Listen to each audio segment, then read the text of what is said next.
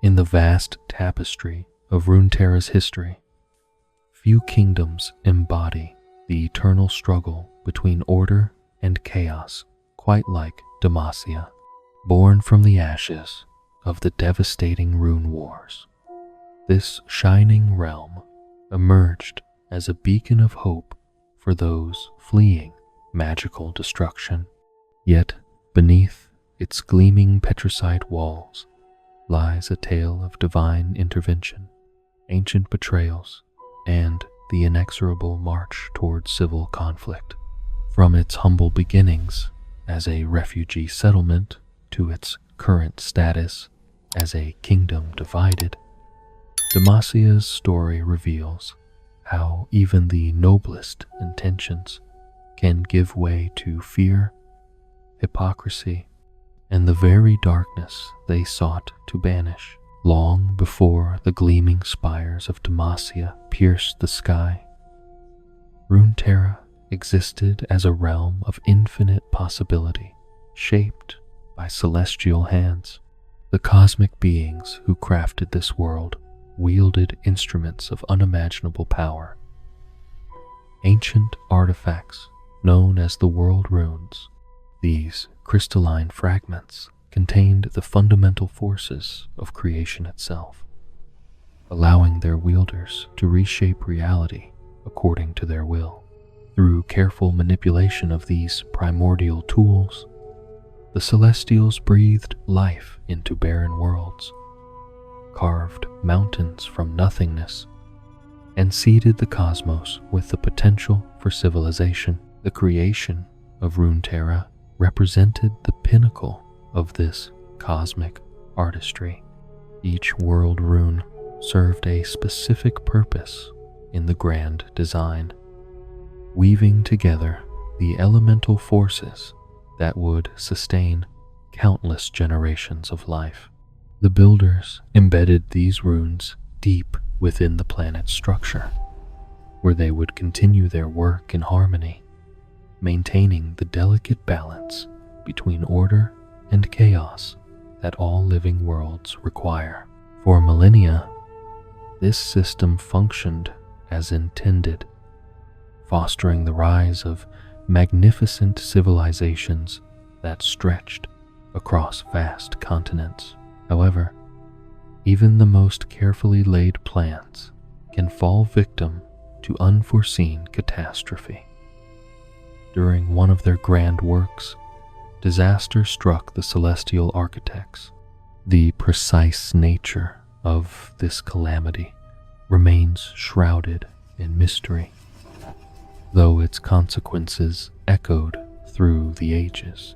The world runes, torn from their intended purposes and scattered across the very world they had helped create, became dormant seeds of potential destruction. No longer guided by divine wisdom, these artifacts lay hidden beneath mountains, forests, and seas, waiting for mortals to discover their terrible power. Millennia passed as civilizations rose and fell, blissfully unaware of the dormant threats buried beneath their feet. Ancient kingdoms flourished in ignorance of the weapons that lay scattered across their territories. The first age of prosperity saw the rise of great empires that spanned continents, their rulers governing vast populations through wisdom and strength rather than magical might. Trade routes connected distant lands. Scholars preserved knowledge in great libraries, and artisans created wonders that would inspire generations to come. Yet, this golden age carried within it the seeds of its own destruction. As civilizations grew more sophisticated, their thirst for knowledge and power increased correspondingly. Explorers ventured into dangerous territories. Scholars delved into forbidden archives, and ambitious rulers sought advantages over their rivals. It was inevitable that someone would eventually uncover what had been lost for so long. The discovery of the first world rune marked the beginning of the end for the Age of Innocence. The initial finder of these ancient artifacts likely had no comprehension of what they had unearthed. Perhaps they were a simple farmer whose plow struck something harder than stone, or a miner whose pickaxe revealed a glowing crystal in the depths of the earth. Regardless of the circumstances, that first discovery set in motion a chain of events that would reshape the known world. Word spread of these mysterious objects that seemed to pulse with inner light, attracting the attention of scholars, mages, and rulers alike. As more world runes came to light, their true nature began to reveal itself through experimentation and study. These were not mere curiosities or decorative gems, but conduits of elemental power that responded to focused will and intention. Early wielders discovered they could channel these energies to accomplish feats that defied natural law, bending reality to their desires with unprecedented precision. The temptation to exploit such power proved irresistible to those who possessed the knowledge and ambition to do so. The rise of Mordekaiser marked a dark turning point in this age of discovery. This ironclad tyrant understood the potential of the world runes better than most, using their power to forge an empire of death and domination. His realm stretched across vast territories, sustained by necromantic energies that turned the very concept of mortality into a tool of oppression. Under his rule, entire populations lived in fear of an afterlife that offered no peace, only eternal servitude to their undead overlord. Mordekaiser's attempted conquest of the known world demonstrated the destructive potential that lay dormant within the world runes. Though Mordekaiser's initial reign eventually ended, his legacy poisoned the collective consciousness of Runeterra. The knowledge that such power existed and that it could be claimed by those ruthless enough to seize it transformed the political landscape permanently. No longer could kingdoms rely solely on traditional methods of warfare and diplomacy. The discovery of additional world runes became a matter of national survival, as any nation that failed to acquire these weapons risked annihilation at the hands of those who did. This realization sparked the period that would become known as the Rune Wars. Though the name suggests a more organized conflict than what actually transpired, rather than a single war between clearly defined sides, the Rune Wars represented a chaotic period of overlapping conflicts driven by desperation and mutual destruction. Every major power sought to claim as many world runes as possible, while simultaneously preventing their enemies from acquiring the same advantages. The result was a spiral of escalating violence that consumed entire civilizations. The first phase of these conflicts maintained some semblance of traditional warfare, with armies clashing over control of suspected world rune sites.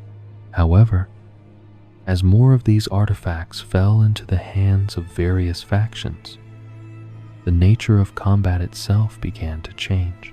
Battles that once required thousands of soldiers could now be decided by a single individual wielding the power of creation itself. Cities that had stood for centuries could be reduced to ash in moments, their populations incinerated by energies that burned hotter than any natural flame. The psychological impact of this transformation proved as devastating as the physical destruction.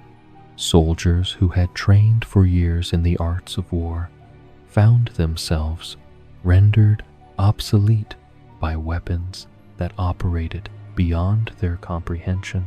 Generals discovered that centuries of accumulated tactical knowledge meant nothing when faced with enemies who could reshape the battlefield at will. The very concept of defensive fortifications became meaningless when attackers could simply unmake the walls that stood in their way. As the conflicts intensified, the wielders of world runes grew increasingly reckless in their applications of power. What had begun as surgical strikes against military targets escalated into wholesale destruction of anything that might provide advantage to the enemy.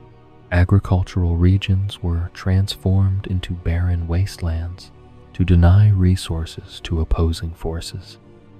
Mountain ranges were shattered to block invasion routes. Rivers were redirected or poisoned to cut off water supplies to besieged cities. The collateral damage from these actions often exceeded the strategic value they provided. The civilian populations caught in the midst of these conflicts faced impossible choices. Remaining in their ancestral homes meant risking annihilation from magical weapons they could neither understand nor defend against. Yet, fleeing offered no guarantee of safety, as the rune wars had spread across most of the known world. Refugee columns stretched across continents, carrying only what they could bear while searching desperately for any territory that remained untouched by the magical devastation sweeping across their world. These displaced masses created additional problems for the regions they sought to enter. Local resources became strained beyond capacity as established populations struggled to accommodate the endless streams of refugees. Competition for food, shelter, and basic necessities led to secondary conflicts that further destabilized already fragile situations. Even areas that had managed to avoid direct involvement in the rune wars found themselves overwhelmed by the humanitarian crisis that accompanied the fighting. The breakdown of traditional trade networks compounded these difficulties exponentially. Merchants who had once traveled freely between distant markets now found their routes blocked by active war zones or territories rendered uninhabitable by magical weapons. The complex economic relationships that had sustained advanced civilizations for centuries collapsed virtually overnight, forcing communities to become self-sufficient or face starvation. Specialized knowledge and crafts that had developed over generations were lost as their practitioners fled or perished in the chaos. Perhaps most tragically, the rune wars destroyed the accumulated cultural heritage of entire civilizations. Libraries containing thousands of years of accumulated wisdom were burned in the fighting or abandoned to decay as their guardians fled for their lives. Artistic masterpieces that had inspired countless generations were reduced to rubble when the cities that housed them became battlegrounds. Oral traditions that had preserved the memories of ancient peoples died with their keepers, leaving vast gaps in the historical record that could never be filled. As the conflicts dragged on year after year, it became increasingly clear that there could be no winners in this struggle. The world runes that had seemed like the ultimate prize began to reveal their true nature as instruments of mutual destruction. Each side's use of these weapons prompted equally devastating retaliation from their enemies. creating an escalating cycle of violence that threatened to render the entire world uninhabitable. The very civilizations that had sought to claim ultimate power found themselves teetering on the brink of extinction. The refugees who fled this devastation carried with them not only their personal possessions, but also their collective trauma and desperate hope for sanctuary. They spoke in hushed tones of entire regions transformed into nightmare landscapes where the laws of nature no longer applied. Some described forests where the trees bled liquid fire, while others told of deserts where the sand turned to glass beneath their feet.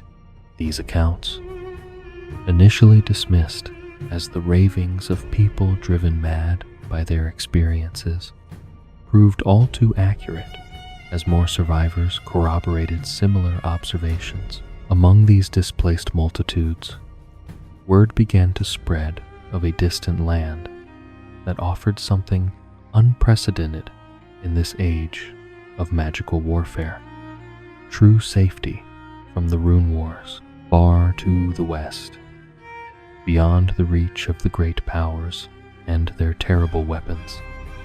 Explorers had discovered a forest unlike any other on Runeterra. The trees that grew in this mysterious woodland possessed an extraordinary property that would change the course of history. They could absorb and neutralize magical energy, creating zones where the world rune's devastating power simply ceased to function. This discovery represented more than just a potential refuge. It offered hope for the survival of civilization itself. For the first time since the Rune Wars began, there existed a place where people could live without fear of magical annihilation. The forest's unique properties meant that even if enemies followed them to this sanctuary, they would be unable to use their most devastating weapons. It was a revelation that would draw desperate souls from across the known world, setting the stage for the birth of a new kingdom built on the principle of magical protection. The journey to reach this promised land proved arduous and dangerous for the countless refugees who attempted it.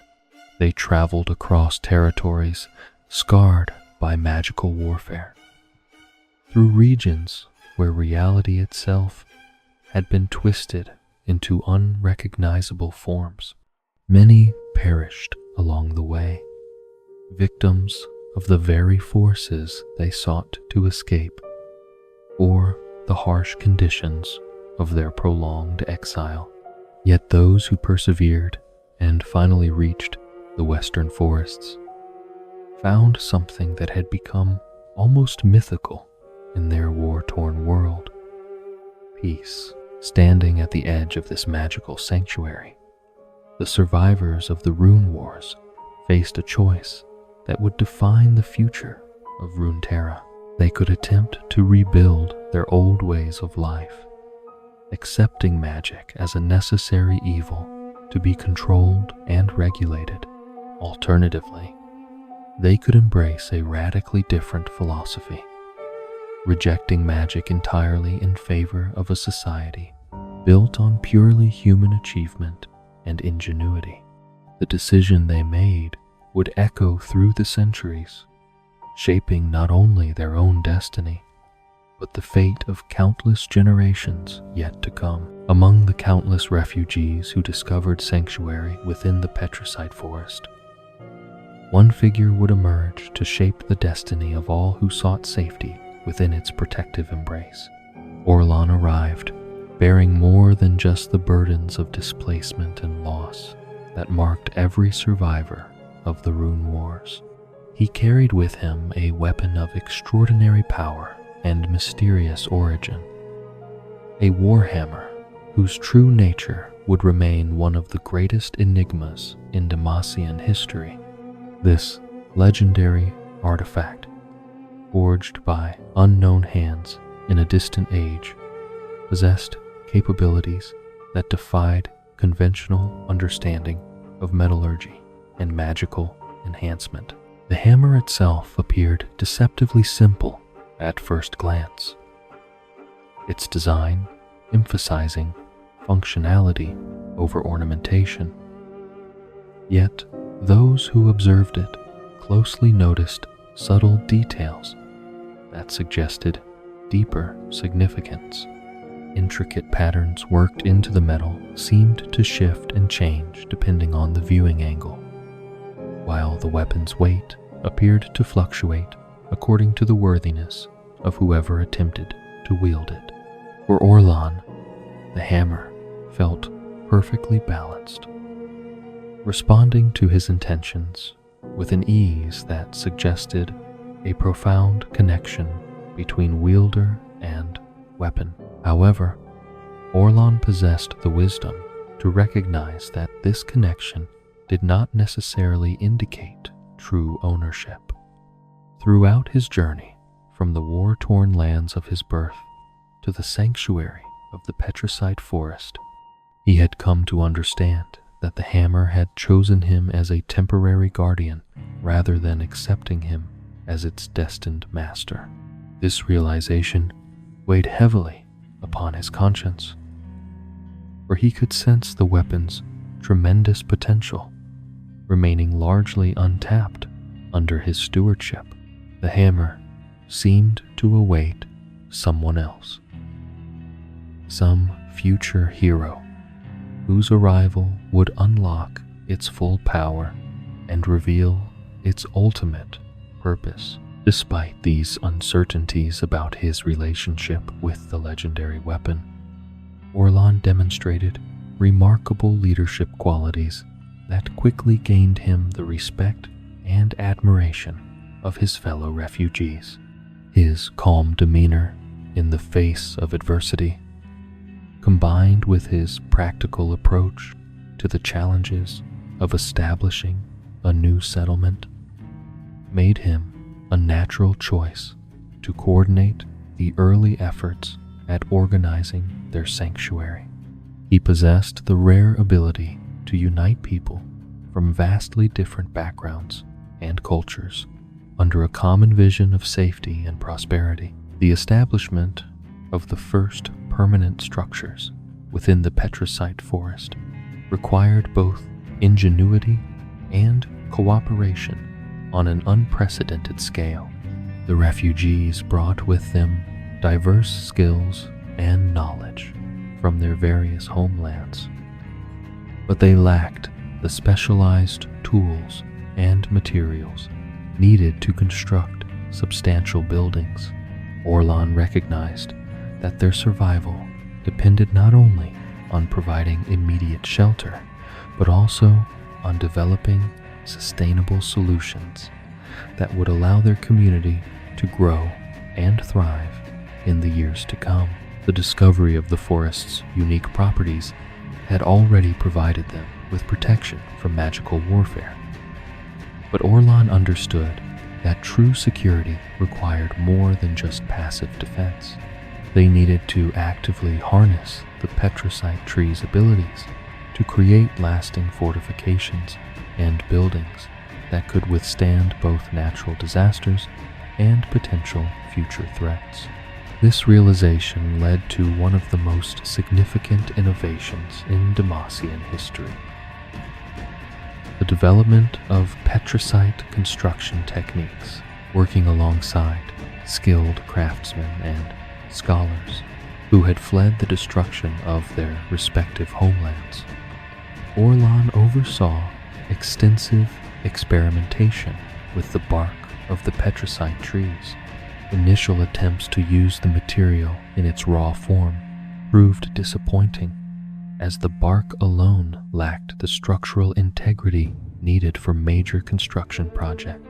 However, through careful observation and methodical testing, the settlement's artisans discovered that combining the bark with specific ratios of ash and limestone created a composite material with extraordinary properties. This breakthrough came about through a combination of scientific inquiry and fortunate accident.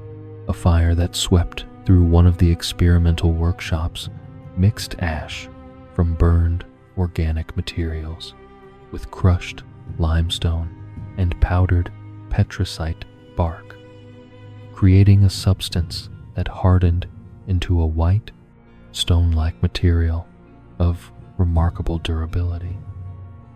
When further testing revealed that this composite retained the magical absorption properties of the original petricite while gaining significant structural strength, the settlers realized they had discovered something revolutionary.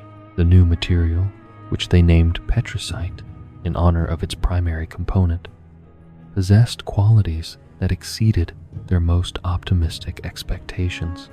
Not only did it provide excellent protection against magical attacks, but it also proved resistant to conventional weapons and environmental damage. Buildings constructed from petricite showed no signs of weathering even after prolonged exposure to the elements, while walls made from the material could withstand tremendous physical force without cracking or crumbling. Under Orlan's direction, the settlement embarked on an ambitious construction program that would transform their refugee camp into the foundation of a permanent city. The first major project involved the creation of a protective wall around the core settlement area, providing both physical security and psychological reassurance to the inhabitants. This wall, built entirely from the newly developed petricite, stood as a testament to the refugees' determination to never again live in fear of the magical devastation they had witnessed during the Rune Wars. The construction process revealed additional benefits of working with petricite that further convinced the settlers of their material's value. Unlike traditional stone, petricite proved remarkably easy to work with using conventional tools, allowing even relatively inexperienced workers to contribute to the building efforts. The material could be cut, shaped, and fitted with precision, enabling the creation of complex architectural features that would have been impossible with ordinary stone. Using the tools available to the refugees, as word of their success spread throughout the petricite forest, other groups of refugees began to seek permission to join the growing settlement. Orlan established policies for integrating these newcomers that emphasized both practical considerations and the philosophical principles that would come to define Demacian culture. New arrivals were expected to contribute their skills and labor to the community's continued development, while embracing the settlement's commitment to magical protection and mutual cooperation. The population growth brought both opportunities and challenges that tested Orlan's leadership abilities. The diversity of cultural backgrounds among the refugees created potential sources of conflict, as different groups brought with them varying customs, languages, and social structures. However, Orlan recognized that this diversity also represented a tremendous resource that could strengthen the settlement if properly channeled. He worked tirelessly to create institutions and traditions that honored the heritage of all residents while forging a new shared identity. The development of Demacian governance structures reflected Orlan's understanding that their community needed more than just strong walls to ensure its survival. He established councils of elders representing different refugee groups, creating a system where decisions affecting the entire settlement required consensus among these various factions. This approach not only prevented any single group from dominating the others, but also ensured that major policies reflected the collective wisdom and experience of the community's most knowledgeable members. Religious and spiritual practices posed particular challenges for the developing settlement, as the refugees brought with them a wide variety of beliefs and traditions.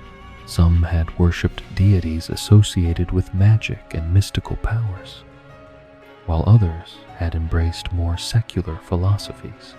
Orlan recognized that attempting to impose any single religious framework would create dangerous divisions within the community. Instead, he encouraged the development of syncretic practices that emphasized shared values of protection, cooperation, and moral conduct, while allowing individuals to maintain their personal spiritual beliefs. The economic foundation of the settlement required careful planning to ensure both immediate sustainability and long-term growth.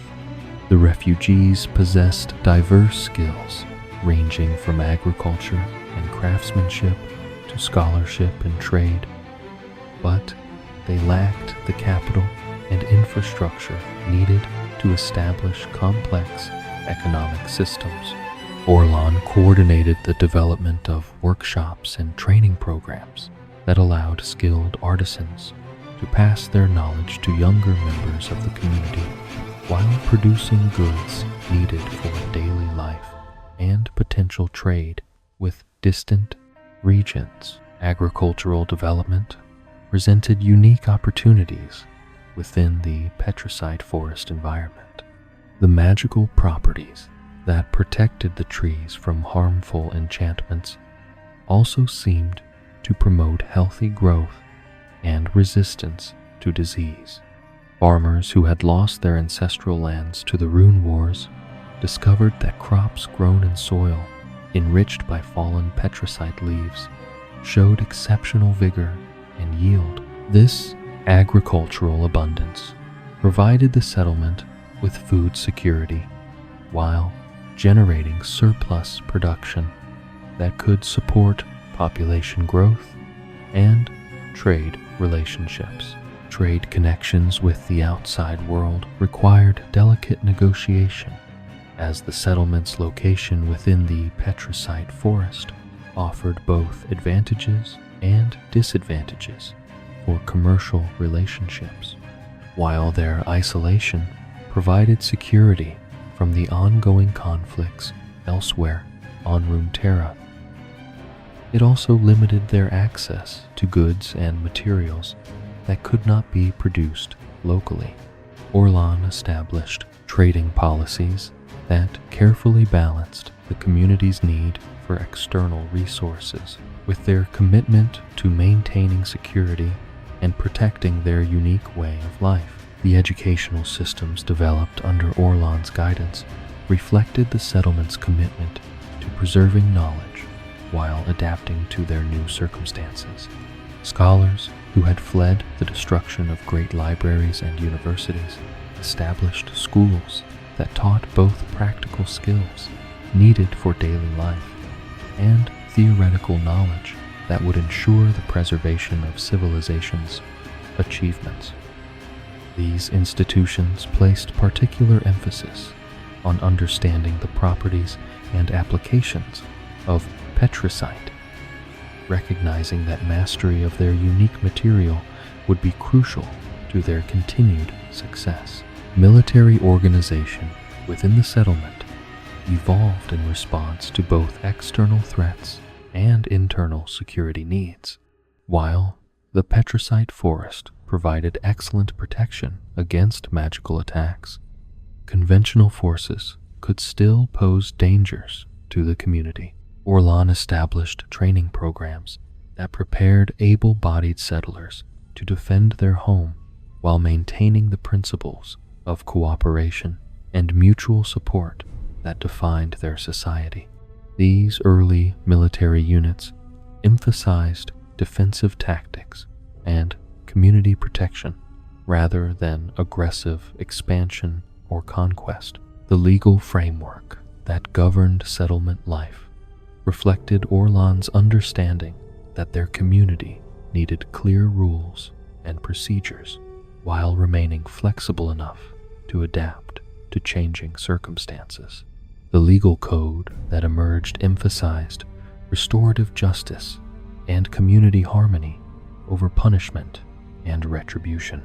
Conflicts between residents were typically resolved through mediation and compensation rather than imprisonment or exile, reflecting the settlement's recognition that every member represented a valuable contributor to their collective survival. As the years passed and the settlement continued to grow and prosper, Orlan began to contemplate the question of succession and long-term leadership. He recognized that his own mortality meant that the community would eventually need to function without his guidance, and he worked to establish institutions and traditions that would ensure continuity of their values and principles.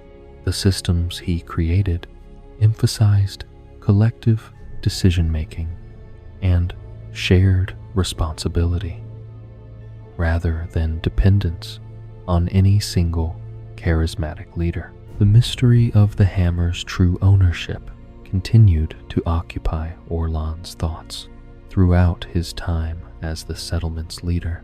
He made numerous attempts to identify the weapon's destined wielder, testing various members of the community and visiting dignitaries to see if the hammer would respond to their touch. However, none of these experiments yielded positive results, leading Orlan to conclude that the true master had not yet arrived, or perhaps had not yet been born. When Orlan's health began to decline in his later years, he faced the difficult decision of what to do with the legendary hammer. He could not simply pass it to a successor, knowing that he was not its rightful owner. Yet, he could not allow such a powerful artifact to remain unguarded. His solution reflected both his wisdom and his faith in the future. He entrusted the hammer to Poppy, a young and determined member of the community who had demonstrated exceptional dedication to the settlement's values and goals. Poppy's selection as the hammer's new guardian surprised many within the settlement, as she possessed neither the physical stature nor the obvious qualifications that many expected from the keeper of such a legendary weapon. However, Orlan recognized qualities in her that others overlooked. Her unwavering commitment to helping others, her practical approach to problem solving, and her genuine humility made her an ideal guardian for a weapon that awaited its true master.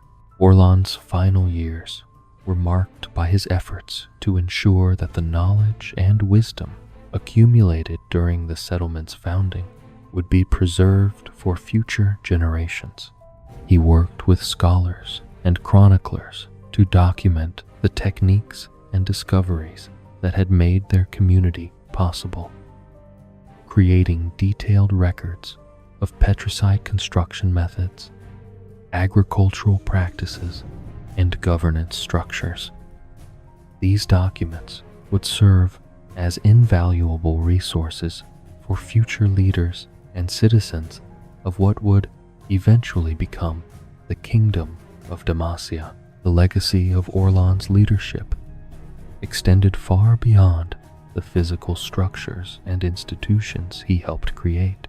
His vision of a society based on mutual protection and cooperation provided the philosophical foundation that would guide Demacia through centuries of growth and change.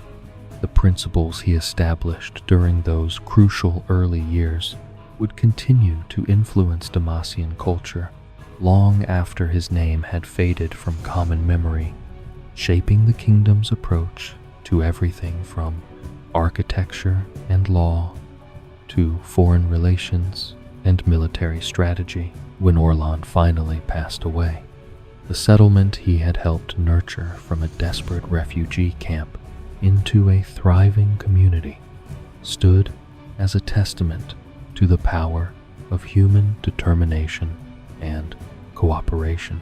The patricide walls that protected the inhabitants, the institutions that governed their daily lives, and the shared values that united them all bore the mark of his influence. His death marked the end of the settlement's founding era, but it also represented the beginning of a new chapter in which the community would grow beyond his original vision to become one of the most powerful and influential kingdoms in Runeterra's history. The hammer that Orlan had carried and guarded for so many years remained in Poppy's care, still awaiting the arrival of its destined wielder. This continuing mystery served as a reminder of the settlement's humble origins and the extraordinary circumstances that had brought them together. The weapon's presence among them suggested that their story was far from complete, that greater destinies and challenges lay ahead for the community that would one day call itself Demacia. While Orlan worked to establish the foundations of what would become Demacia, the devastating rune wars continued to rage across distant regions of Runeterra, sending new waves of refugees westward in search of sanctuary.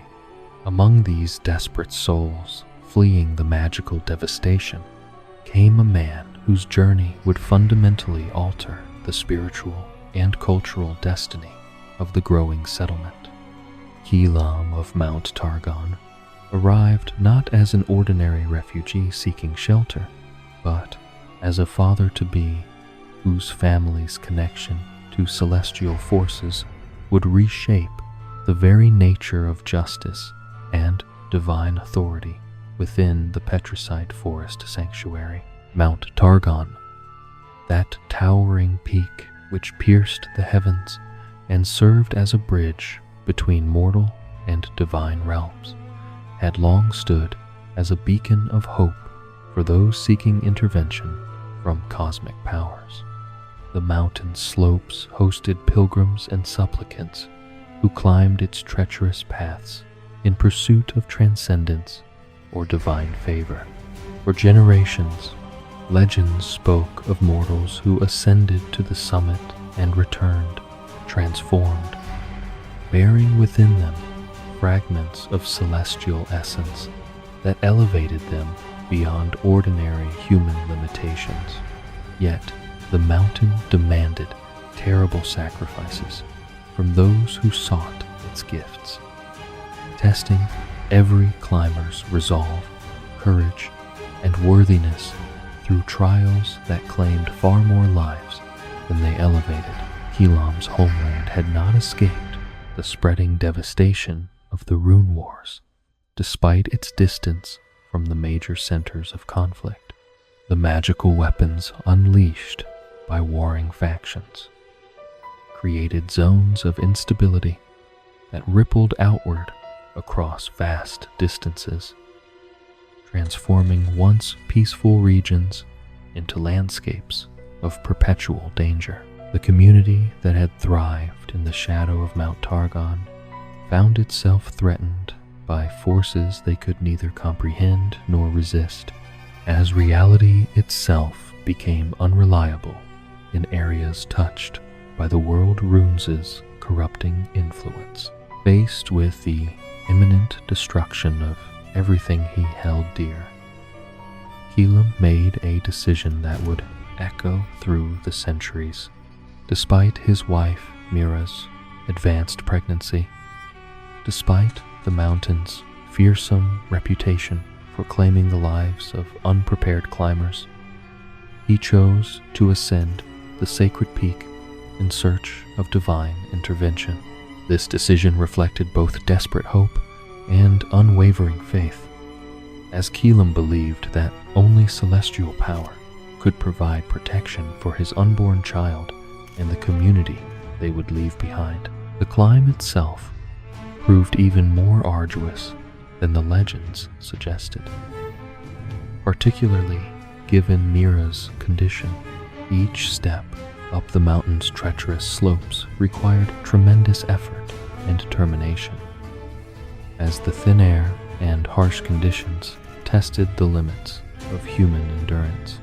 Yet Mira displayed remarkable strength and resolve throughout their ascent, driven by the same protective instincts that had motivated their desperate journey.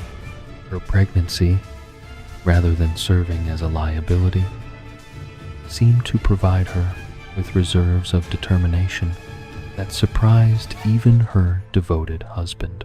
As they approached the summit, both Keelam and Mira began to sense the presence of forces that transcended ordinary reality.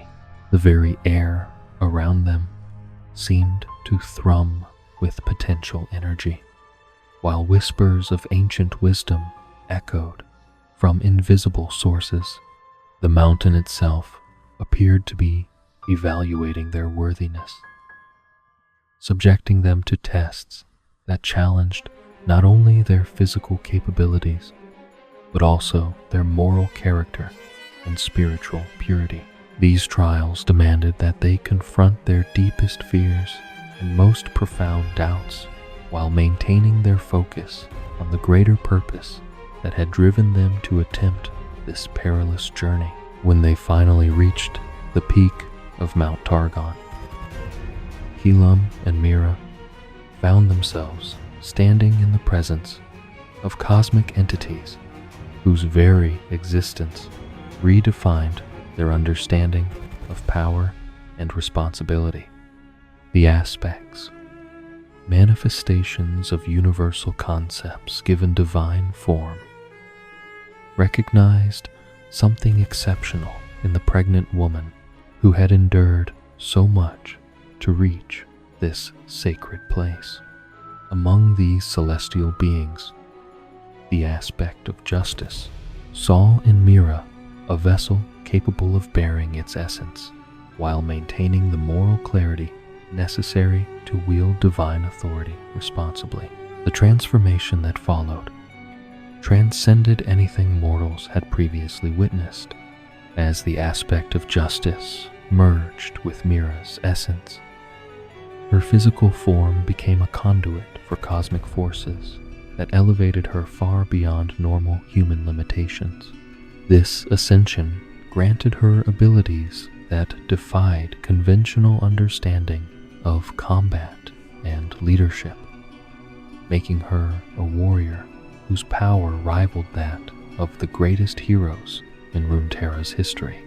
Yet with this tremendous gift came equally tremendous responsibilities, as she now served as the earthly embodiment of an abstract concept that demanded perfect adherence to principles of law and righteousness. Shortly after this divine transformation, Mira gave birth to twin daughters whose very existence challenged traditional understanding of how celestial power manifested in mortal form.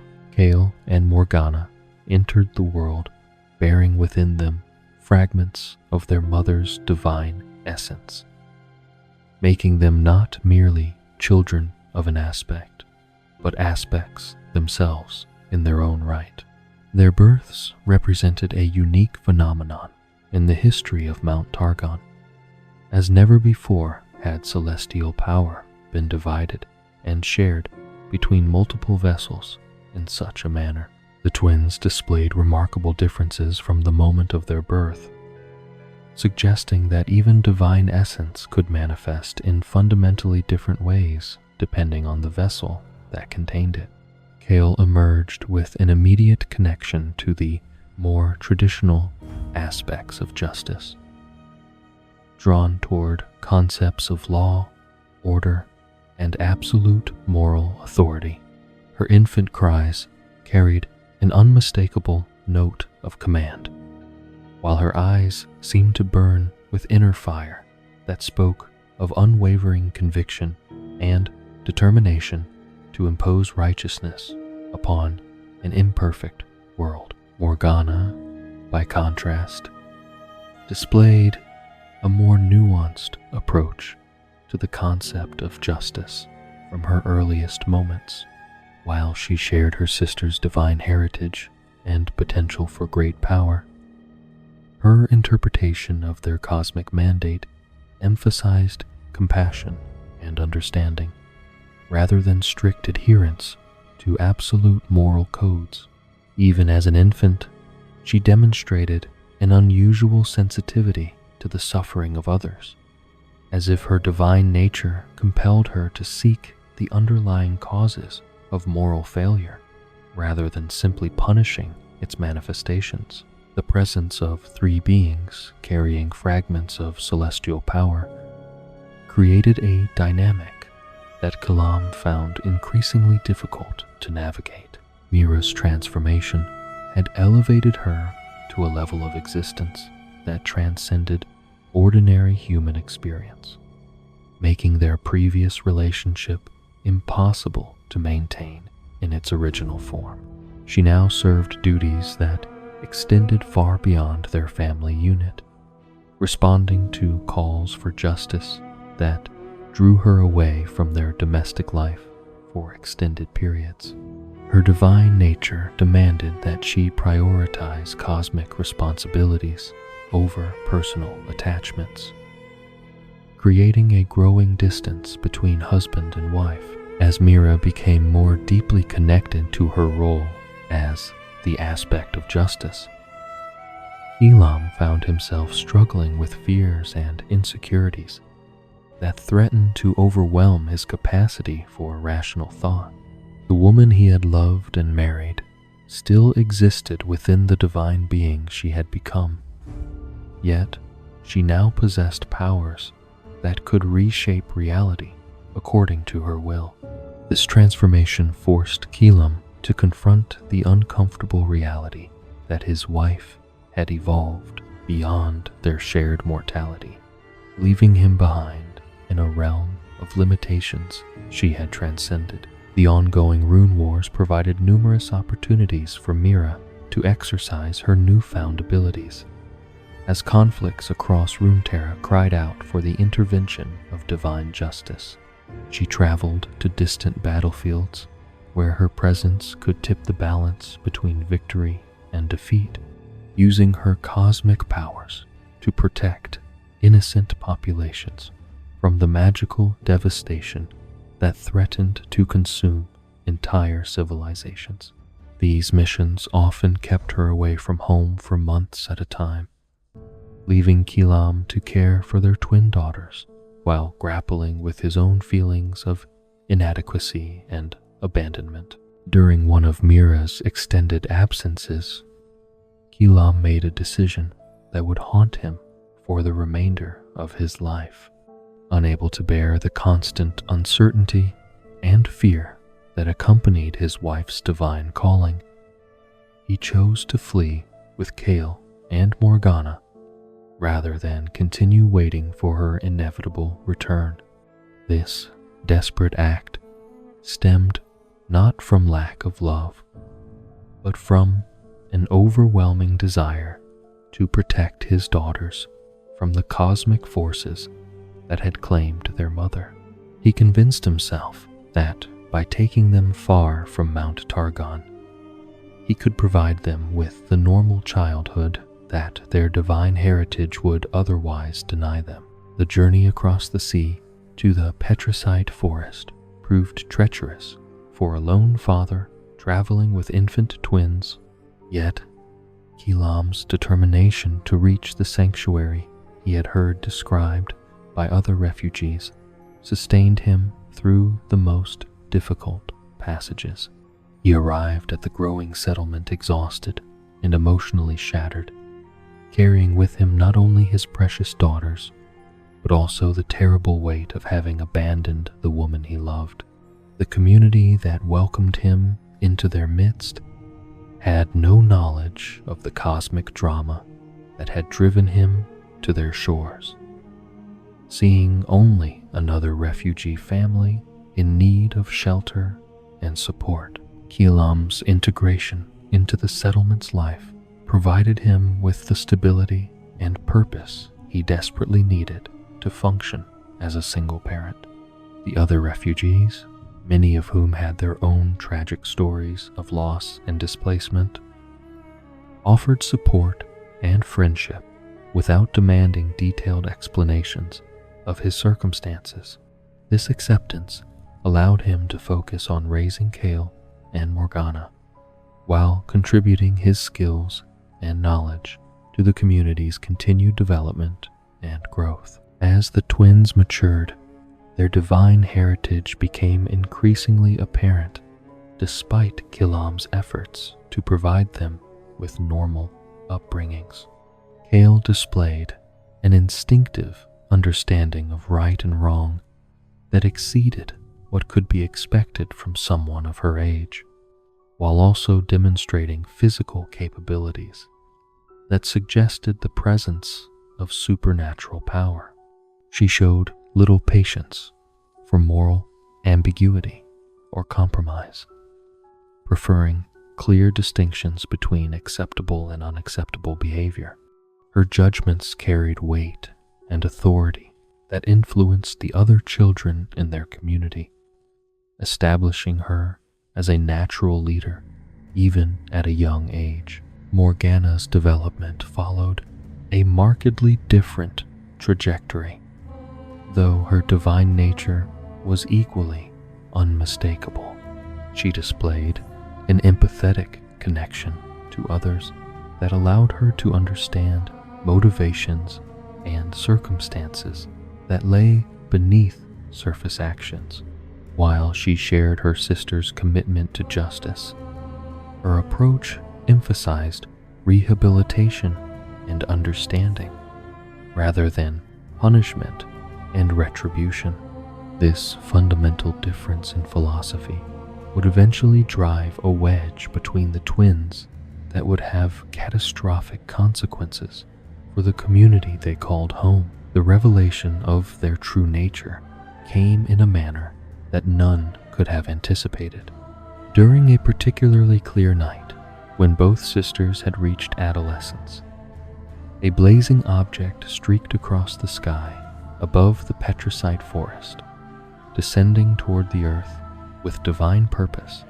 This celestial messenger proved to be their mother's blade, the weapon that had served as her earthly focus for cosmic justice. The sword's arrival marked the end of their mortal childhood and the beginning of their transformation into the twin aspects of justice they were destined to become. The blade itself possessed qualities that reflected its divine origin and cosmic significance. Forged from materials that existed beyond ordinary reality, it channeled the pure essence of justice in ways that mortal weapons could never achieve. Its edge could cut through any falsehood or deception, while its light revealed truth regardless of how cleverly it might be concealed. The weapon served as both tool and symbol of the absolute authority that its wielder was meant to exercise over matters of moral consequence. As the blade descended toward the sisters, something unprecedented occurred that would define their relationship for centuries to come.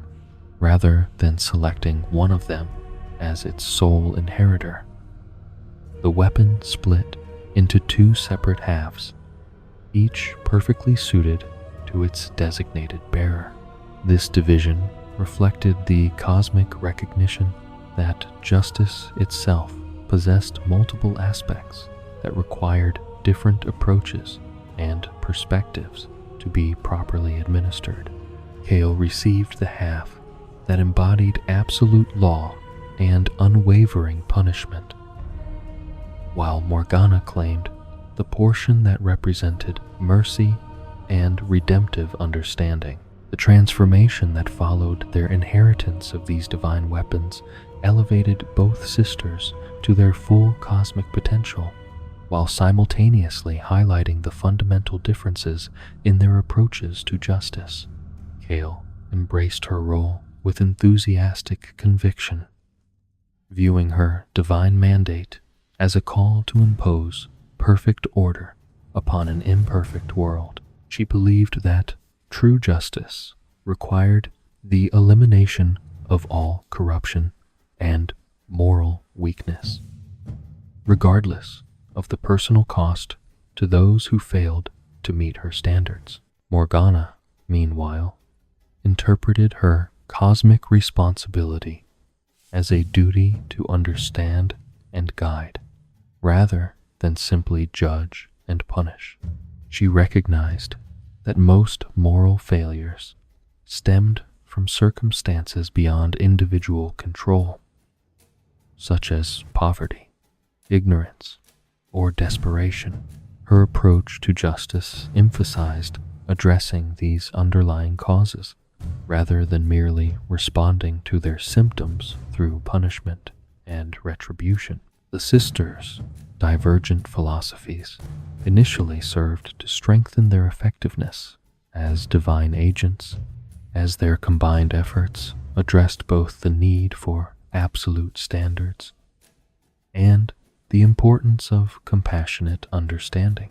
Kale's unwavering moral authority provided the community with clear guidelines for acceptable behavior, while Morgana's empathetic approach helped those who struggled to meet these standards find ways to improve their circumstances and choices. Kale's establishment of the Judicators on Mount Silvermere represented the formal institutionalization of divine justice within the growing settlement.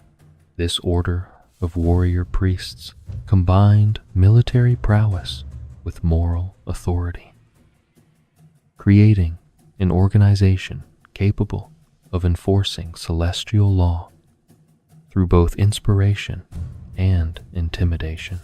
The Judicators attracted followers who shared Kale's vision of absolute righteousness, individuals willing to dedicate their lives to the pursuit of perfect justice, regardless of personal cost. Among these devoted followers, Ronus emerged as Kale's most trusted champion and the mortal embodiment of her divine will. His unwavering loyalty and exceptional combat skills made him the perfect instrument for enforcing celestial justice in situations that required direct intervention. Under Kale's guidance, Ronus developed into a formidable warrior whose reputation for fairness and effectiveness earned him respect throughout the settlement and beyond.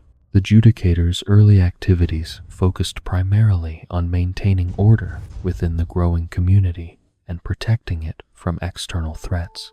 Their presence provided reassurance to settlers who had fled the chaos of the Rune Wars, offering tangible proof that divine forces watched over their sanctuary.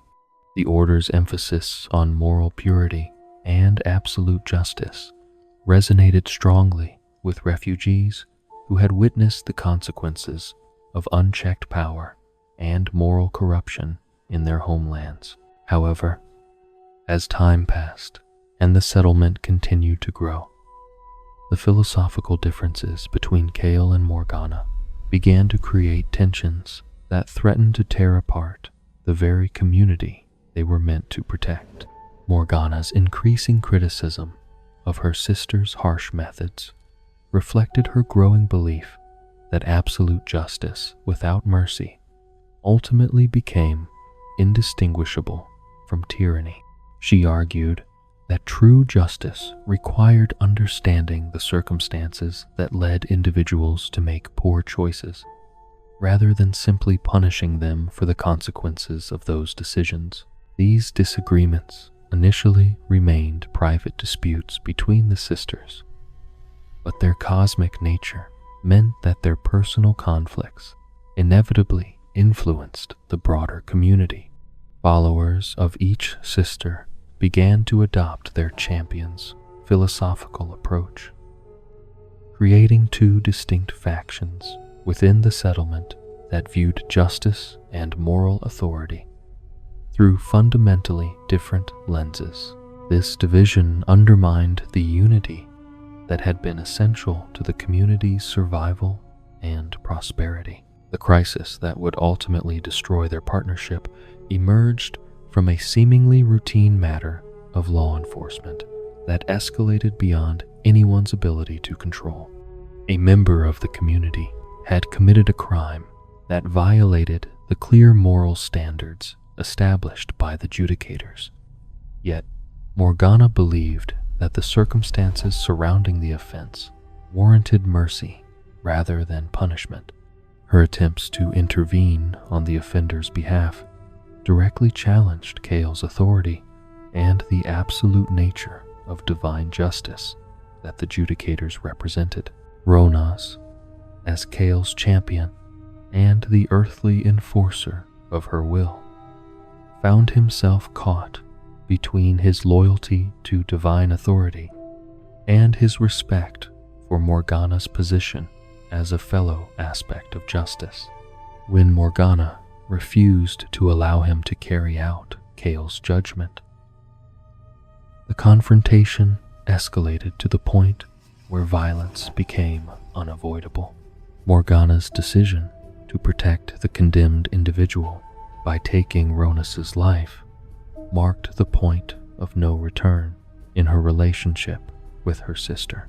The death of her most trusted champion and closest mortal ally triggered a response from Kale that revealed the full extent of her divine power and the terrifying consequences of absolute justice, unconstrained by mercy. Her rage manifested as a rain of divine fire that swept across the settlement, consuming everything she deemed tainted by moral corruption. This supernatural conflagration represented justice in its purest and most terrible form, burning away all imperfection, regardless of the suffering it caused to innocent and guilty alike.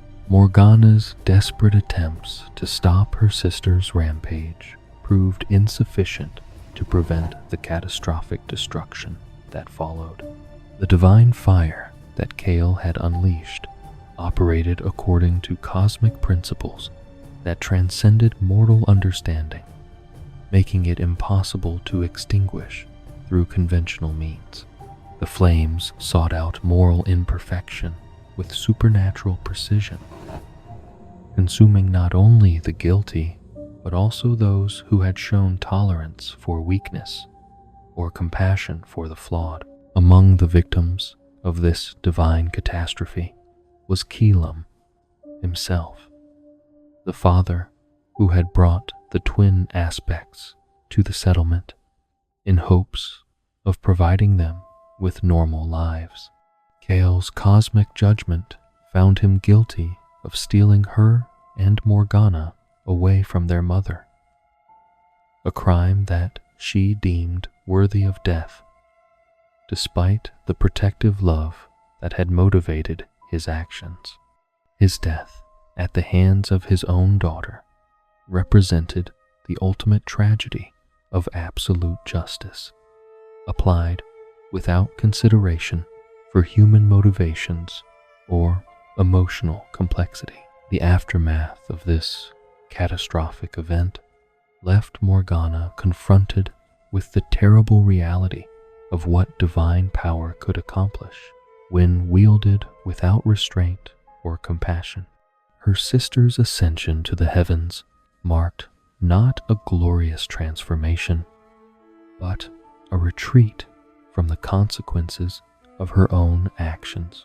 Kale's departure left behind a community traumatized by divine wrath, and a sister burdened with guilt over her inability to prevent the catastrophe. Morgana's response to this tragedy reflected her fundamental commitment to understanding and redemption rather than judgment and abandonment. Rather than following her sister's example by retreating from mortal affairs, she chose to remain among the survivors and bear witness to the suffering that divine justice had caused.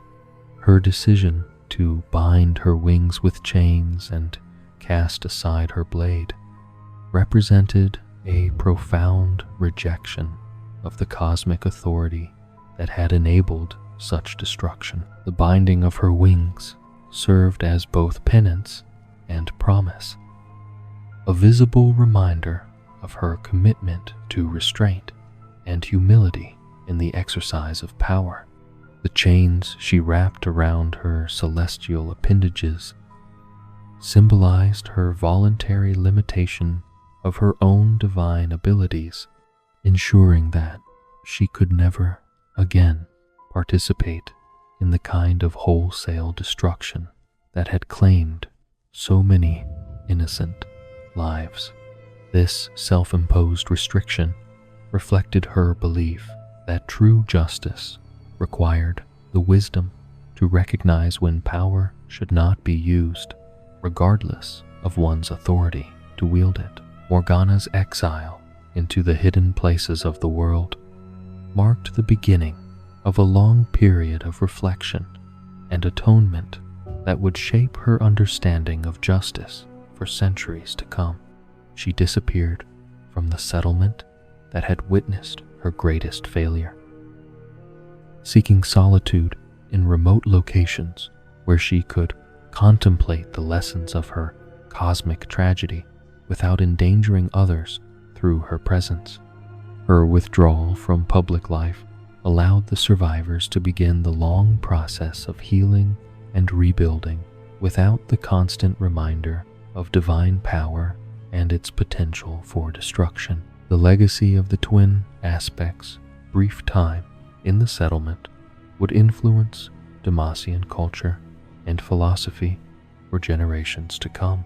The community's collective memory of their divine visitors became filtered through trauma and selective recollection, gradually transforming into legends that emphasized protection and justice, while downplaying the catastrophic consequences of absolute moral authority.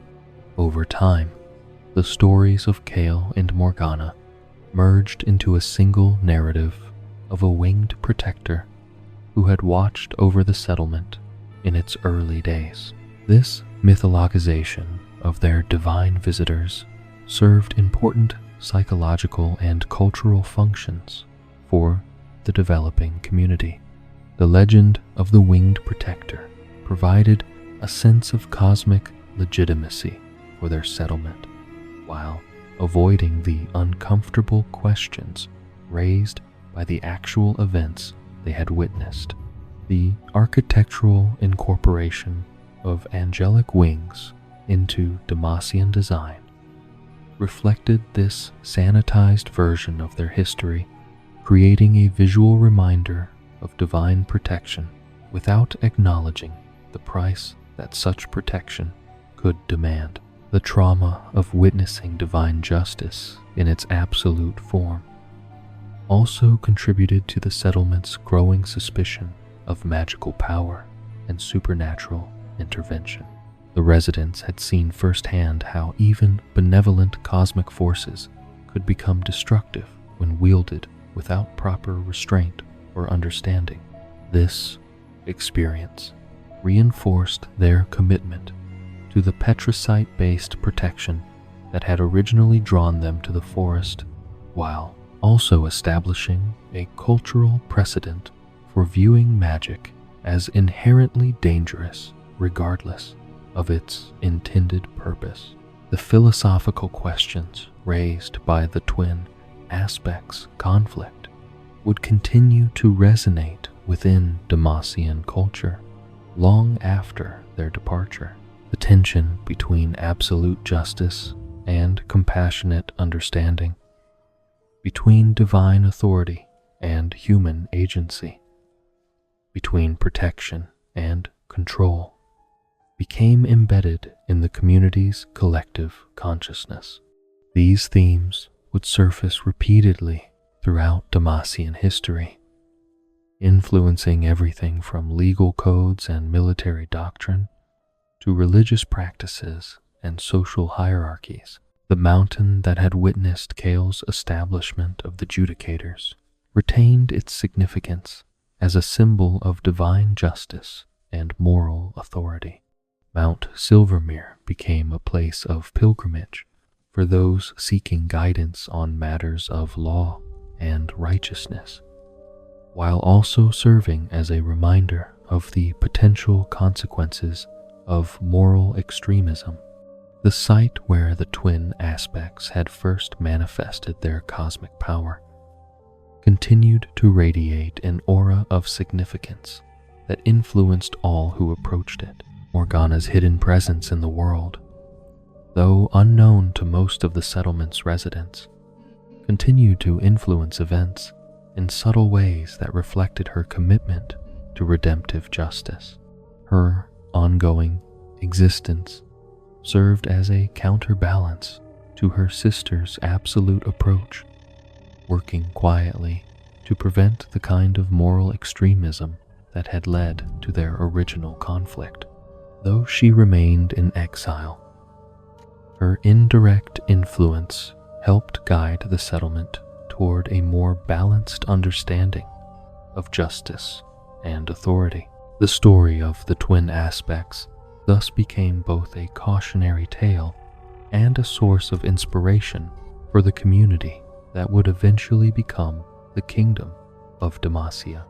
Their divine heritage provided legitimacy and cosmic significance to the settlement's mission, while their tragic conflict offered important lessons about the dangers of unchecked power and moral absolutism. This complex legacy would continue to shape Demacian culture and identity as the community evolved from a refugee sanctuary into one of Runeterra's most powerful and influential kingdoms. As generations passed within the sanctuary of the Petrisit Forest, the traumatic memories of divine fire and celestial conflict gradually faded from living memory, transforming from witnessed truth into half-remembered legend. The community that had once trembled beneath the wrathful gaze of absolute justice slowly began to heal from its cosmic wounds, developing new traditions and institutions that reflected both their hard-won wisdom and their persistent human need for protection and meaning. The settlement's growth during these centuries of relative peace marked a crucial transition from desperate refugee camp to established civilization, laying the foundations for the mighty kingdom that would one day extend its influence across vast regions of Runeterra. The process of mythologization that had begun even before the twin aspects departed continued to reshape the community's understanding of their own history. Stories told around evening fires gradually merged the complex reality of Kale and Morgana's conflict into simpler narratives that emphasized protection and divine favor, while carefully avoiding the uncomfortable questions raised by the actual events. This selective memory served important psychological functions for a people still struggling to comprehend what they had witnessed, allowing them to draw strength from their connection to cosmic forces without confronting the full implications of divine power unleashed without restraint. The architectural evolution of the settlement during this period reflected this mythologized understanding of their divine visitors. Builders and craftsmen began incorporating angelic wing motifs into their designs, creating visual reminders of celestial protection that adorned everything from simple homes to grand public buildings.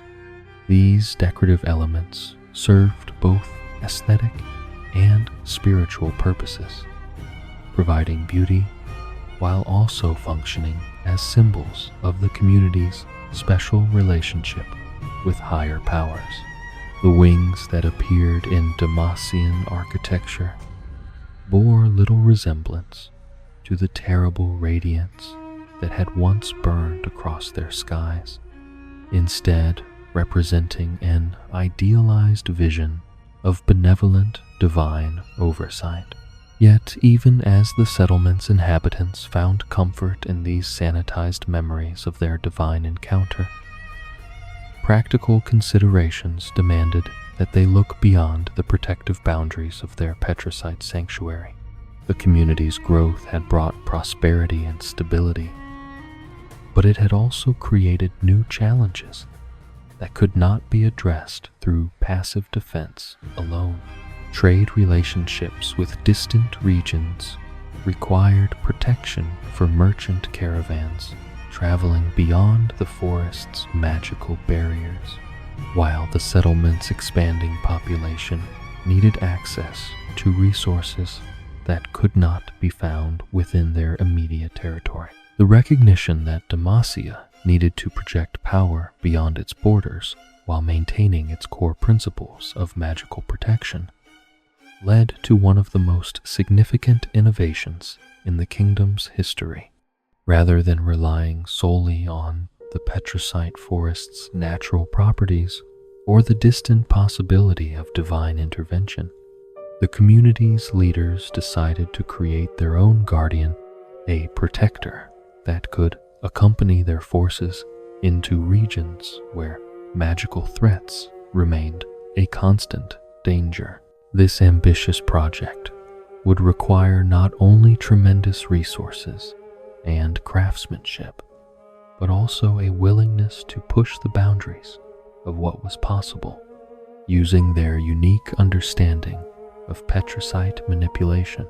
The man chosen to undertake this monumental task possessed both the technical skills and artistic vision necessary to transform an audacious concept into tangible reality.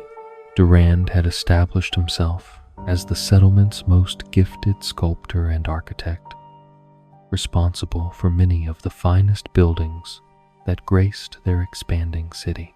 His works demonstrated not only exceptional technical proficiency, but also a deep understanding of how form and function could be combined to create structures that served both practical and symbolic purposes.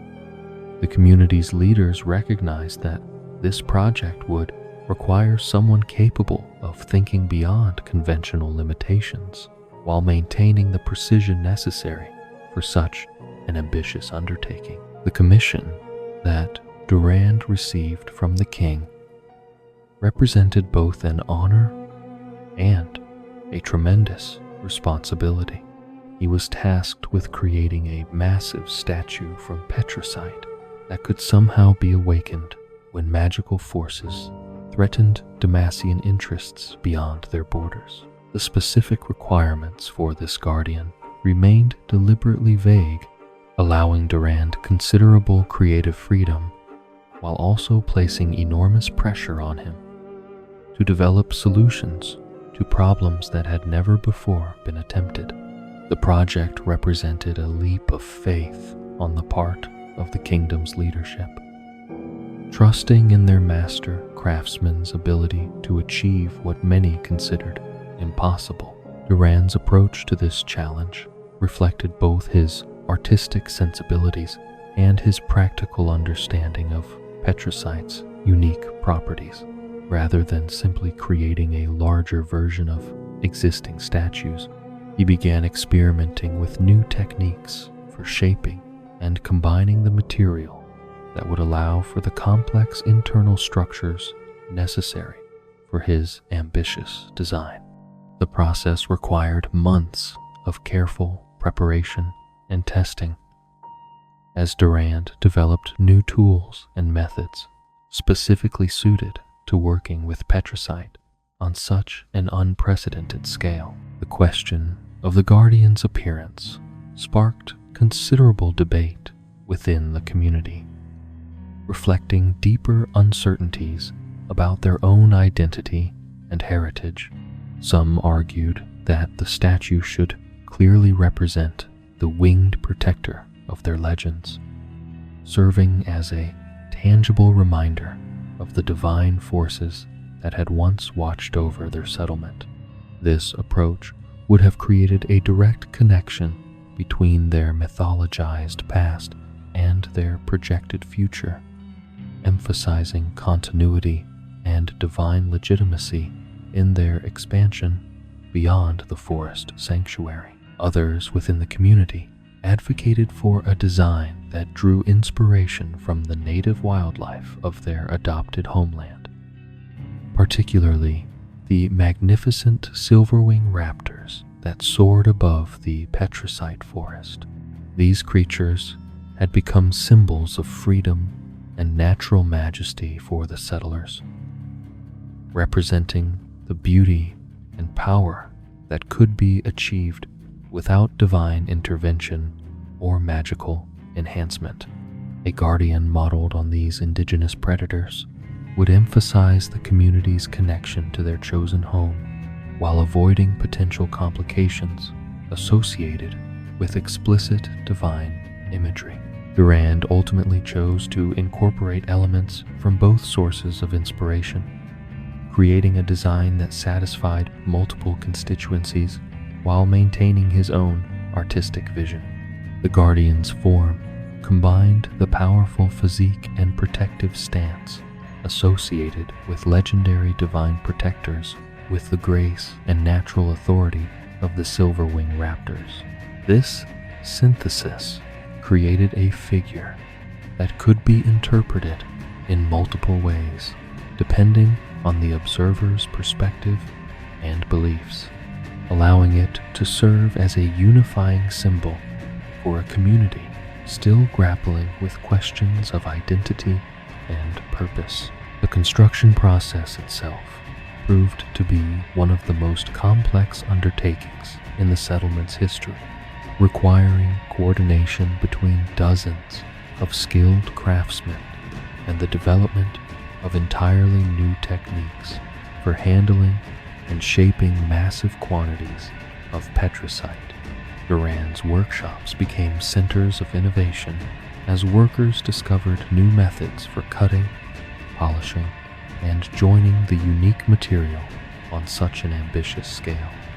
The project pushed the boundaries of what was considered possible using traditional tools and techniques, forcing the development of specialized equipment specifically designed for this unprecedented task. The statue's internal structure represented perhaps the greatest challenge Durand faced during the construction process.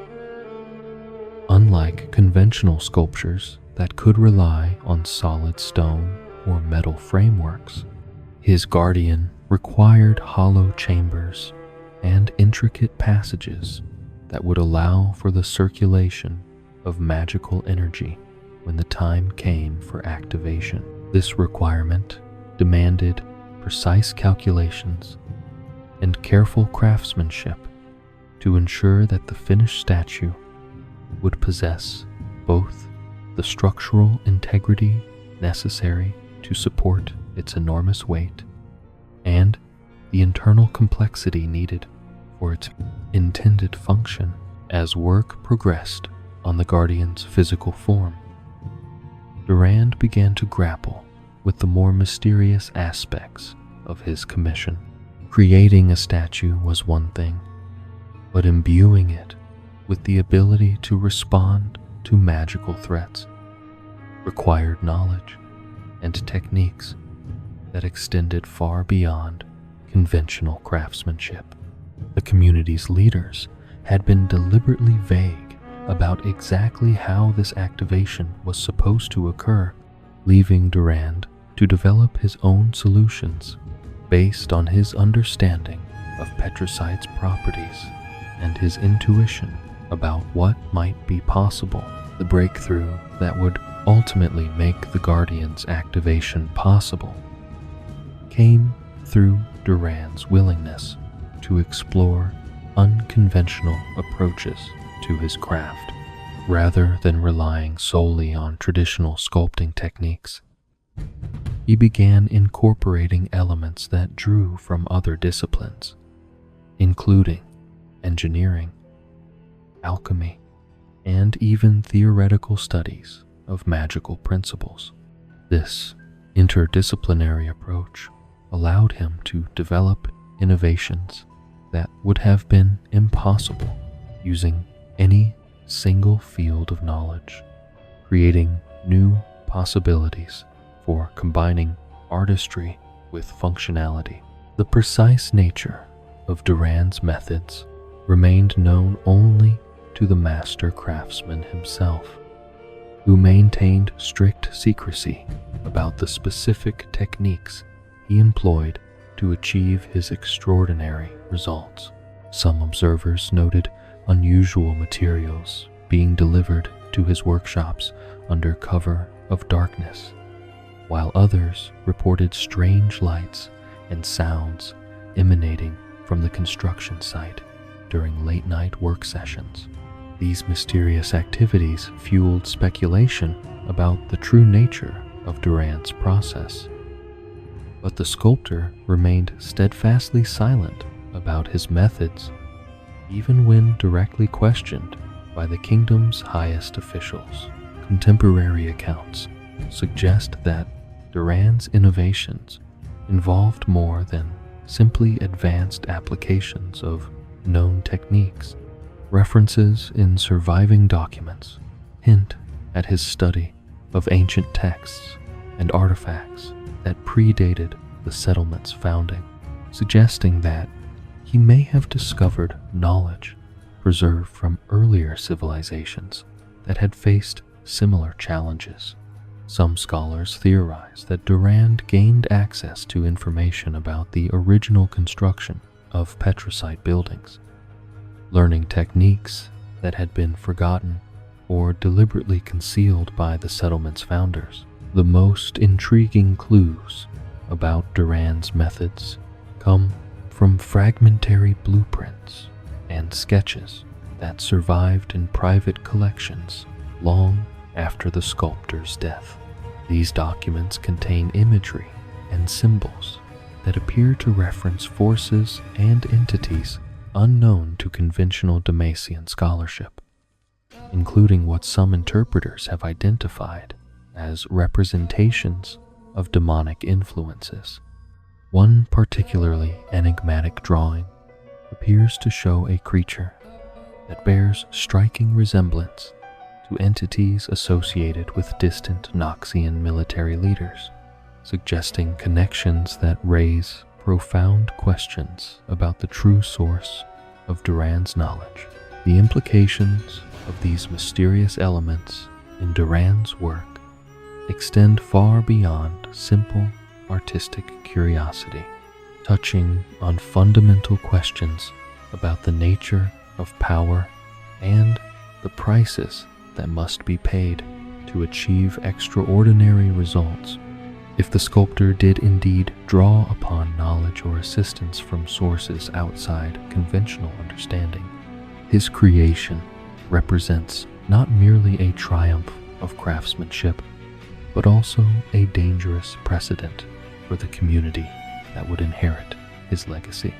The Guardian that was meant to protect Demacia from external magical threats might itself embody connections to forces that the kingdom's founders had sought to escape. Despite these unsettling possibilities, the completion of Duran's Guardian marked a moment of tremendous pride and celebration for the entire community. The massive statue that emerged from years of secretive labor exceeded even the most optimistic expectations for both artistic achievement and apparent functionality. Standing dozens of feet tall, and carved with incredible precision from pure white petricite. The guardian presented an imposing figure that commanded respect and admiration from all who beheld it. The sculpture's proportions and details demonstrated Duran's mastery of his craft, while suggesting capabilities that extended far beyond mere decoration. The naming of the guardian reflected the community's desire to honor both their protector and its creator, while establishing its place within their evolving cultural tradition. The name Galio combined elements that referenced both strength and nobility, qualities that the statue was expected to embody in its service to the kingdom.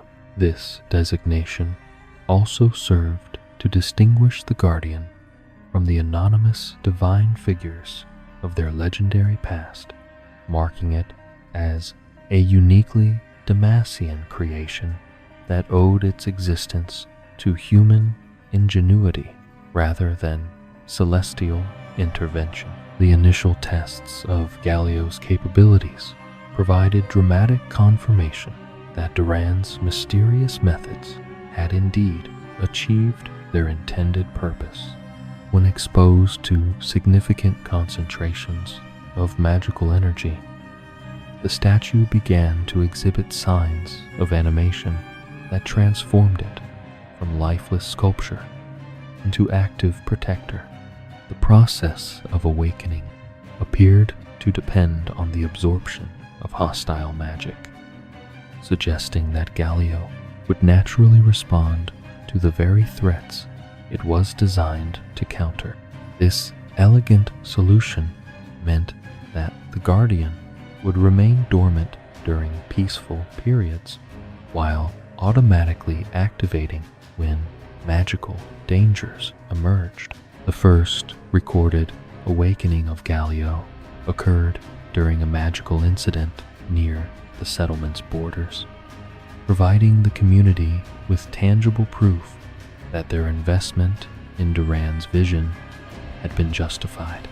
Witnesses described the statue's transformation from static stone to dynamic guardian as both awe-inspiring and terrifying. As the massive figure began to move with fluid grace despite its enormous size.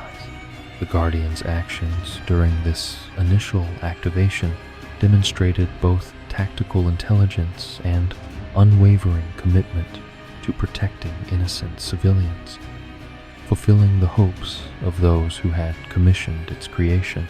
As word of Galio's successful activation spread throughout the expanding territory that would become the Kingdom of Demacia, the Guardian quickly became a symbol of the community's growing power and technological sophistication. The statue's existence proved that Demacian craftsmen could achieve results that rivaled the greatest magical artifacts of other civilizations, while maintaining their commitment to petricite-based protection. This achievement provided both practical benefits for the kingdom's defense and tremendous psychological advantages in their dealings with neighboring powers. The Guardian's rare awakenings became events of tremendous significance that reinforced the community's faith in their unique approach to protection and security. Each time Galio stirred to life in response to magical threats, citizens were reminded that their kingdom possessed defenses that operated beyond conventional understanding, while remaining fundamentally different from the chaotic magical forces that had devastated other regions. The statue's interventions invariably resulted in the swift neutralization of magical threats, demonstrating effectiveness that justified the enormous resources invested in its creation. The strategic implications of possessing such a powerful guardian extended far beyond simple defensive considerations, influencing the kingdom's approach to diplomacy and territorial expansion. Other powers throughout Runeterra began to view Demacia with new respect and caution, recognizing that the kingdom possessed capabilities that could not be easily countered or replicated. This enhanced reputation provided Demacian negotiators with significant advantages in their dealings with foreign powers, while also serving as a deterrent against potential aggressors who might otherwise have been tempted to test the kingdom's defenses. The cultural impact of Gallio's presence within Demacian society proved equally significant, as the Guardian became a focal point for national pride and identity that transcended the community's origins as a refugee settlement. The statue represented the culmination of their collective journey from desperate, displaced persons to confident kingdom builders, embodying the transformation that had occurred through generations of hard work and careful planning. Gallio's existence served as tangible proof that Demacia had evolved beyond mere survival to achieve genuine greatness on its own terms. The mystery surrounding Duran's methods and the true nature of Gallio's animation continued to fascinate and trouble thoughtful observers within Demacian society. The sculptor's refusal to share his techniques or train apprentices in his most advanced methods meant that his secrets died with him, leaving future generations unable to replicate his achievement or fully understand the forces they had inherited. This knowledge gap created potential vulnerabilities that would only become apparent much later in Demacian history, when questions about the Guardian's true nature would assume critical importance. The legacy of Duran's achievement thus represented both triumph and warning for the kingdom that inherited his creation. Gallio's successful protection of Demacian interests demonstrated the potential rewards of pushing beyond conventional limitations in pursuit of security and power. Yet, the mysterious circumstances surrounding the Guardian's creation also suggested that such achievements might come with hidden costs that would only become apparent in future generations. The balance between these considerations would continue to influence Demacian culture and policy as the kingdom faced new challenges that tested both their principles and their capabilities. The centuries following Gallio's creation witnessed a gradual but inexorable transformation in Demacian society that would fundamentally alter the kingdom's relationship with magic and those who wielded it. What had begun as a practical approach to protection from the devastating magical weapons of the Rune Wars slowly evolved into something far more sinister and comprehensive. The collective trauma experienced by the settlement's founders, combined with the terrible memories of divine fire raining from the heavens, created psychological foundations for a worldview that increasingly viewed all magical power as inherently dangerous and morally corrupting.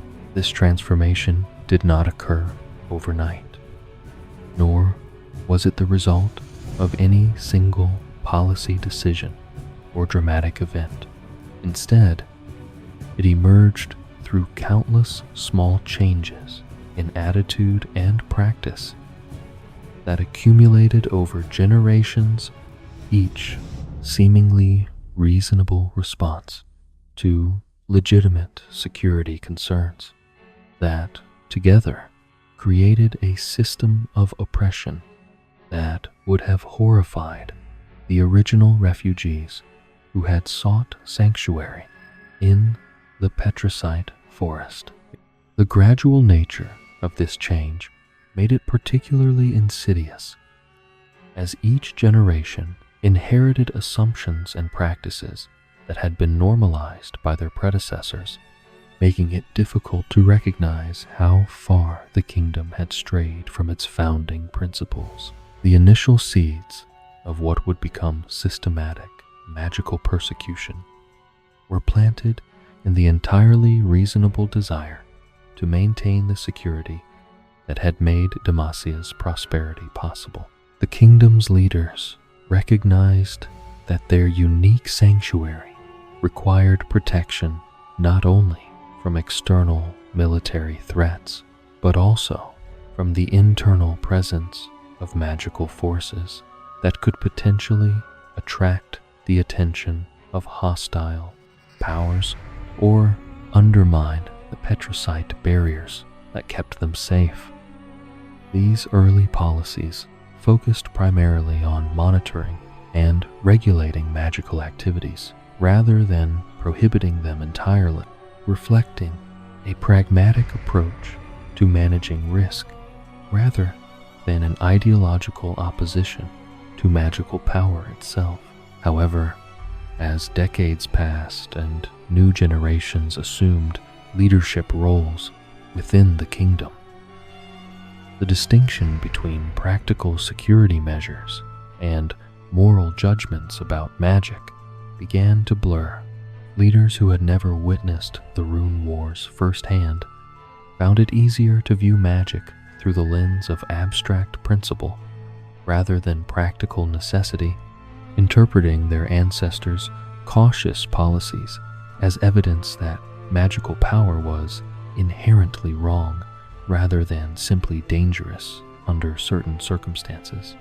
This philosophical shift provided the intellectual foundation for increasingly restrictive policies that went far beyond what security considerations alone could justify.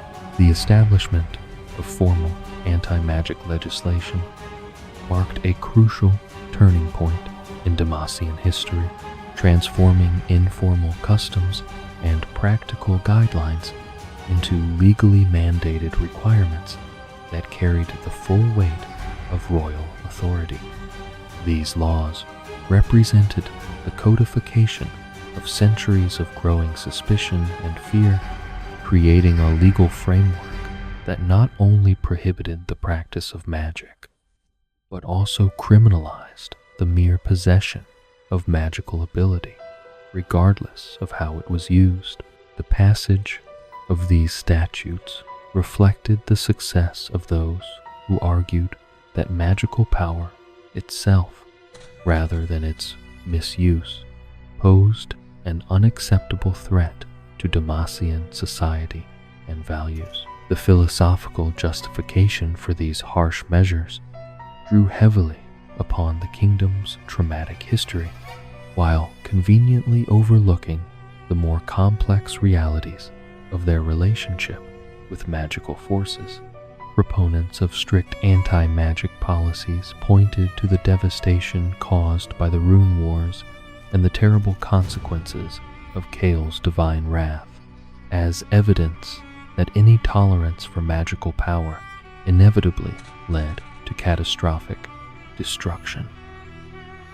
This interpretation of historical events provided a compelling narrative that explained current policies while also validating the fears and prejudices that drove them. The enforcement of these anti-magic laws required the creation of specialized institutions designed to identify and apprehend those who possessed forbidden abilities. The Mage Seeker Order emerged from this necessity, establishing itself as the primary instrument through which the kingdom's magical policies would be implemented and maintained. These enforcers occupied a unique position within Demacian society, wielding tremendous authority in pursuit of their mandate, while also bearing the psychological burden of hunting down individuals whose only crime was the circumstances of their birth.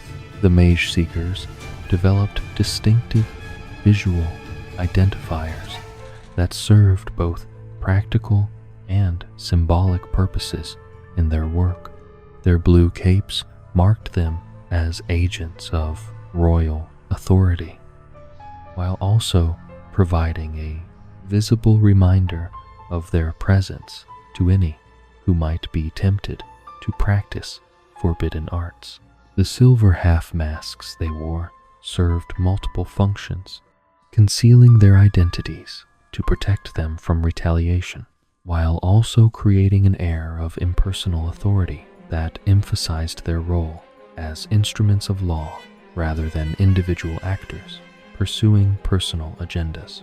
The most crucial tool in the Mage Seeker arsenal was the Grey Mark, a disc crafted from pure petricite that could detect the presence of magical ability in those it approached.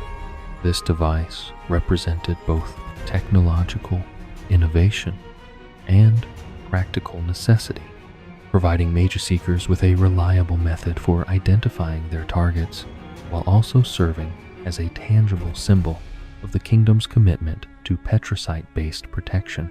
The Grey Mark's effectiveness in revealing hidden magical abilities made it an invaluable asset for enforcement efforts, while also creating an atmosphere of constant surveillance that affected even those with nothing to hide.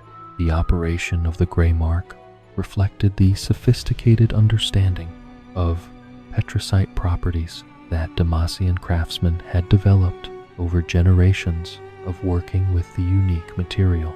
When brought into proximity with magical energy, the device would react in ways that indicated both the presence and approximate strength of magical ability in nearby individuals.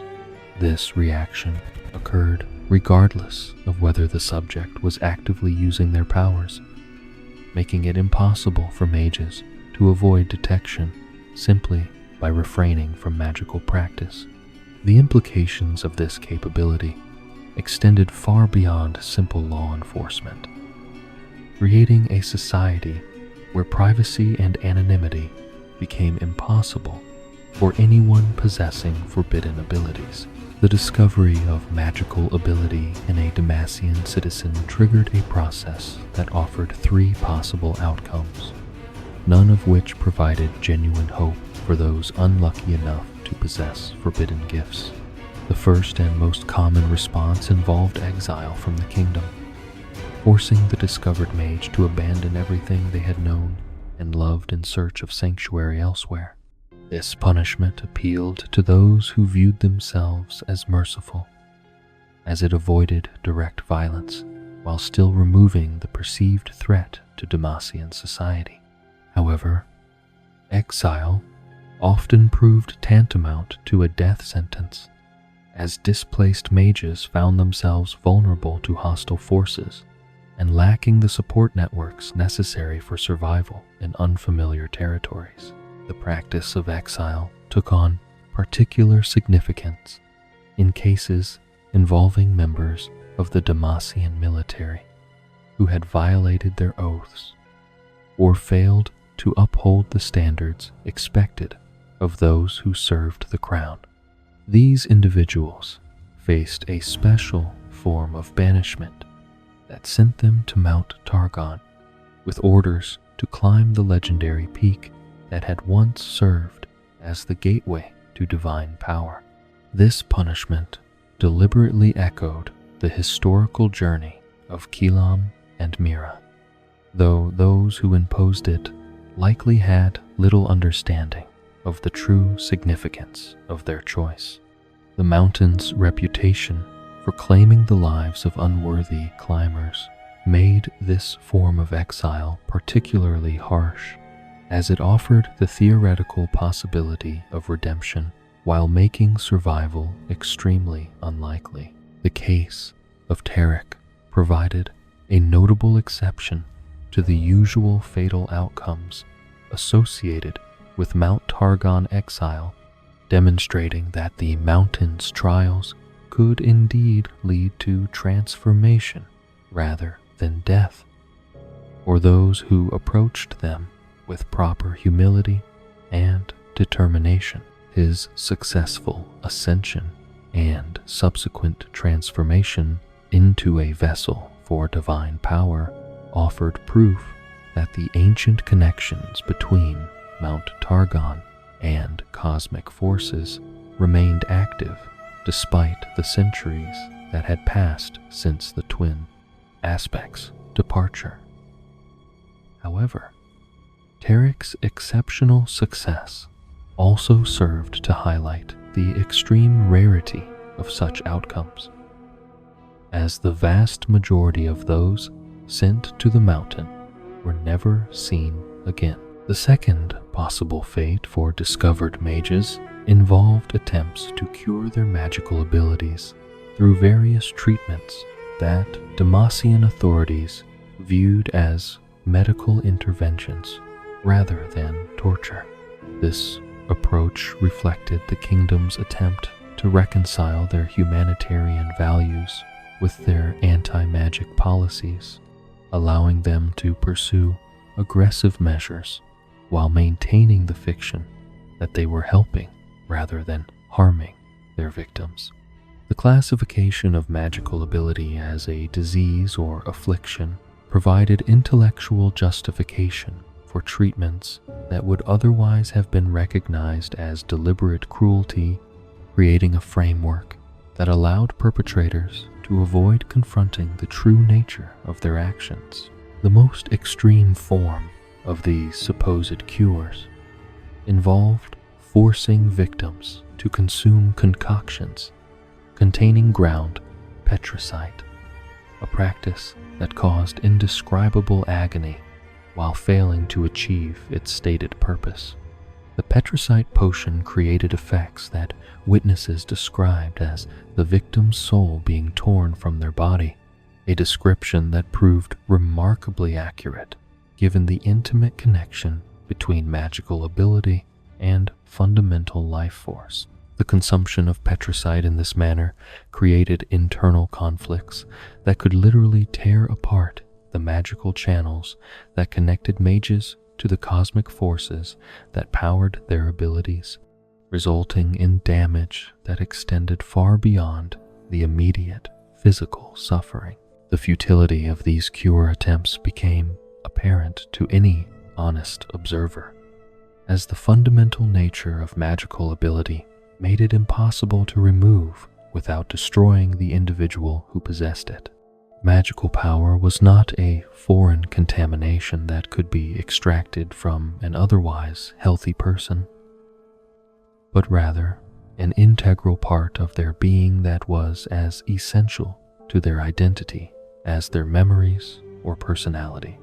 The attempts to cure magic invariably resulted in death, madness, or exile, outcomes that differed little from the other options available to discovered mages, while adding an additional layer of suffering to an already tragic situation. The third and most straightforward response to magical discovery involved immediate execution, either through formal legal proceedings or spontaneous violence carried out by citizens who believed they were protecting their community from dangerous threats. This approach appealed to those who favored direct action over complex procedures, offering the apparent advantage of permanently eliminating perceived threats without the complications associated with exile or cure attempts. The frequency of such executions increased over time as fear and paranoia became more deeply embedded in Demacian culture, creating an atmosphere where violence against mages was not only tolerated, but actively encouraged. The tragic irony underlying all three responses to magical discovery lay in the fact that many of the very individuals who imposed these harsh punishments were themselves secret practitioners of the forbidden arts. The Demacian nobility included numerous families with strong magical traditions that predated the kingdom's anti-magic laws, creating a situation where those with the greatest political power also had the most to fear from the policies they publicly supported. This hypocrisy created additional layers of corruption within the system, as powerful mages used their influence to ensure that enforcement efforts focused primarily on those who lacked the resources or connections necessary to protect themselves. The concentration of hidden magical ability among the ruling class was not merely coincidental, but reflected fundamental patterns in how magical gifts manifested across different population groups.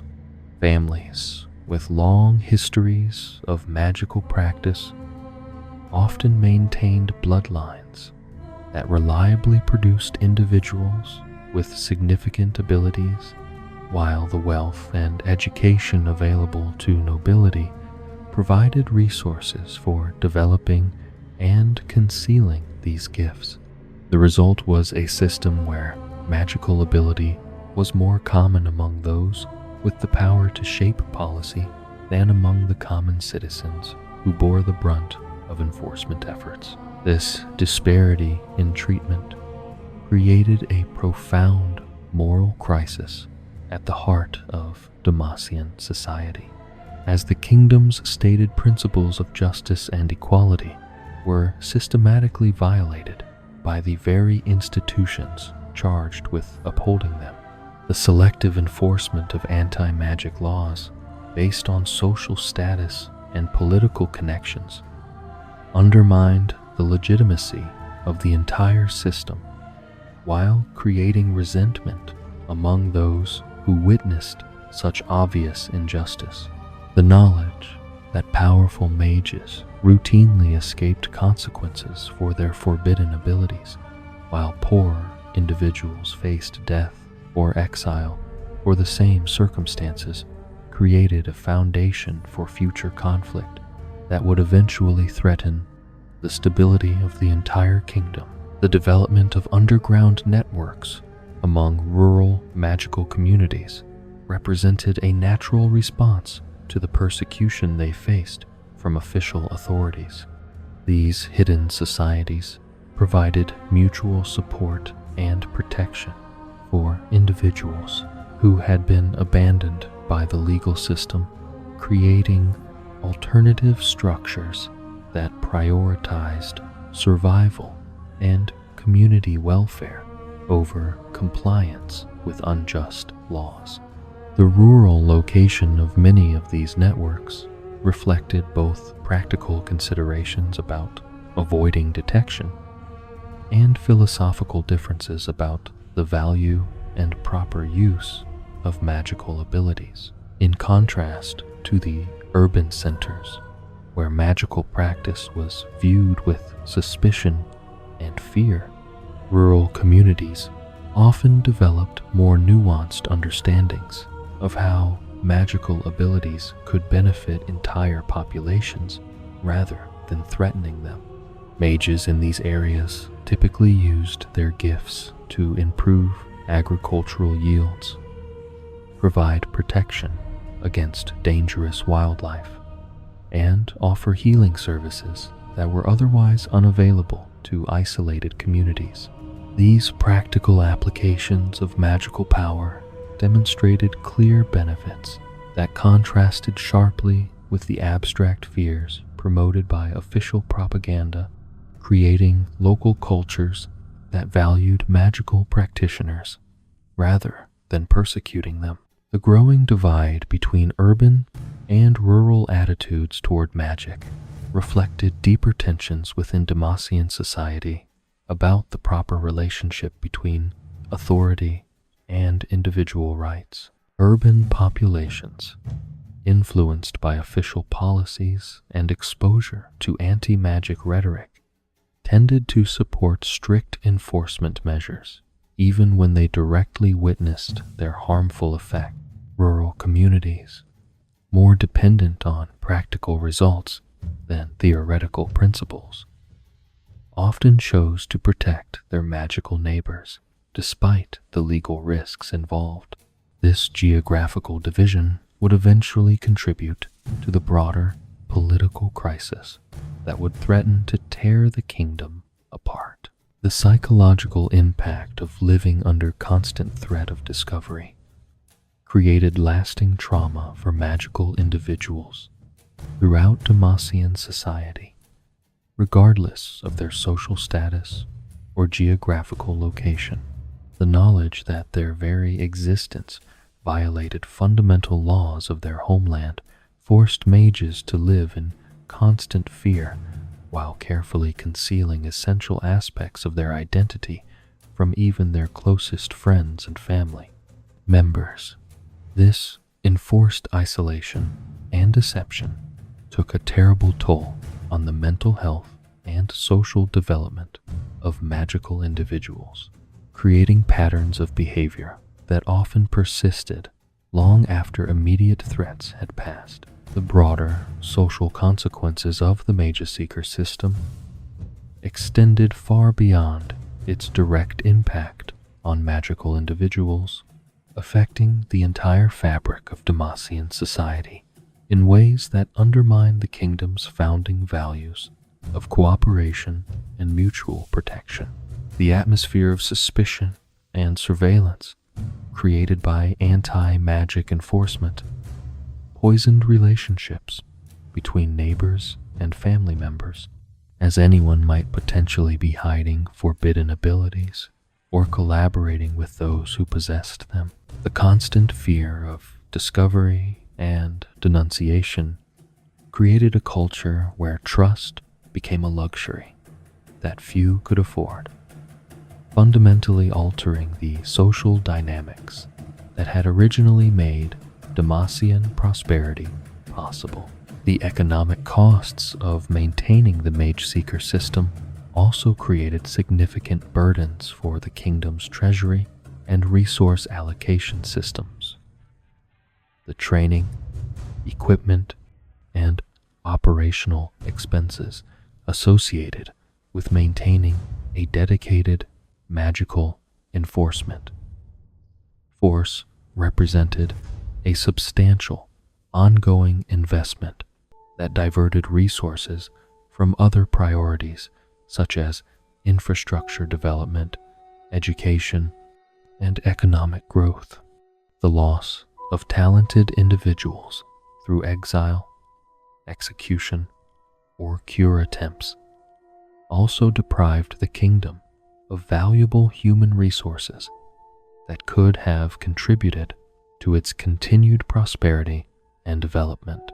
The international implications of Demacia's anti-magic policies created additional complications for the kingdom's diplomatic relationships and strategic position within the broader political landscape of Runeterra. Other nations viewed Demacian persecution of magical individuals with varying degrees of concern and disapproval, creating tensions that affected trade relationships, military alliances, and cultural exchanges. The kingdom's reputation for magical intolerance also made it difficult to recruit allies or partners who possessed significant magical capabilities, limiting Demacia's options for addressing threats that required diverse approaches and resources. The long-term sustainability of the anti-magic system remained questionable, even to some of its most ardent supporters, as the contradictions and injustices it created generated increasing resistance and instability over time. The knowledge that the system was fundamentally hypocritical, combined with its obvious failure to achieve its stated goals of protection and security, created growing doubts about whether current policies could be maintained indefinitely. These concerns would eventually contribute to the political crisis that would force Demacia to confront the consequences of centuries of fear-driven decision-making, challenging the kingdom to find new approaches that balanced legitimate security concerns with basic principles of justice and human dignity. In the remote village of Dregborn, far from the gleaming spires of the capital and the comfortable mansions of the nobility, a child was born whose unique gifts would ultimately expose the rotting foundation upon which Demacian society had been built. Silas entered the world during a period when the kingdom's anti-magic policies had reached new heights of sophistication and cruelty, creating an atmosphere where even the suspicion of magical ability could destroy entire families. His birth in such humble circumstances initially seemed to guarantee that he would remain invisible to the authorities who wielded power over matters of magical enforcement, allowing him to grow up safely among the rural poor, who had learned to protect their own from official persecution. The manifestation of Silas's abilities revealed itself gradually during his early childhood, beginning with subtle observations that his family initially dismissed as the product of an unusually perceptive imagination. The boy displayed an uncanny ability to sense things about people that should have been invisible to ordinary observation, making comments about neighbors and visitors that suggested access to information beyond what his eyes and ears could provide. These early signs of supernatural perception might have been overlooked indefinitely had they not eventually evolved into something far more dramatic and undeniable. As Silas matured, his gift developed into a form of magical sight that allowed him to perceive the presence of magical ability in others with startling clarity and precision. To his enhanced vision, individuals who possessed forbidden powers appeared to glow with inner light that varied in intensity according to their magical strength and potential. This ability made it impossible for mages to hide their true nature from him, regardless of how carefully they had learned to suppress their gifts or how skillfully they had crafted their mundane facades. The boy could see through deceptions that had fooled trained mage seekers, making him an invaluable asset for those charged with enforcing the kingdom's anti-magic laws. The discovery of Silas's unique talents created a dilemma for his family that reflected the impossible choices faced by many ordinary Demacians who found themselves caught between their natural protective instincts and the harsh realities of royal policy. They understood that concealing his abilities would place them all at risk of severe punishment. Yet, they also recognized that revealing his gifts would likely result in his permanent separation from everything he had known and loved.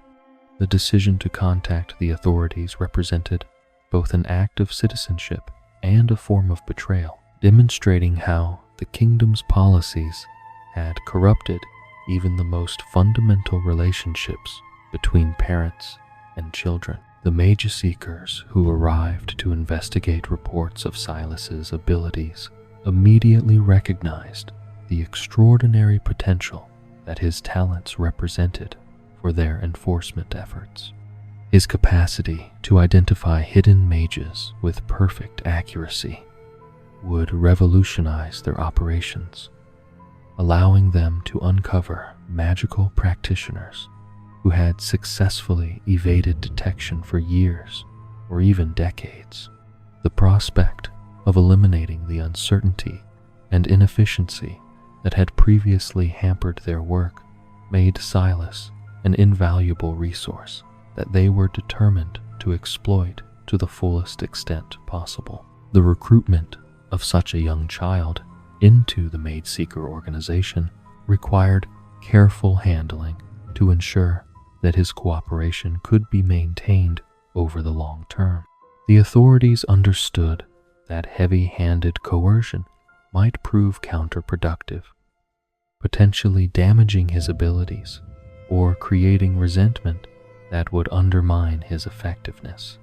Instead, they chose to present his service as a form of civic duty that would allow him to protect innocent people from the dangers posed by uncontrolled magical power, appealing to his natural desire to help others while carefully avoiding explicit threats about the consequences of refusal. Silas's introduction to life in the capital city of Demacia exposed him to a world of wealth and privilege that contrasted sharply with the poverty and simplicity of his rural upbringing.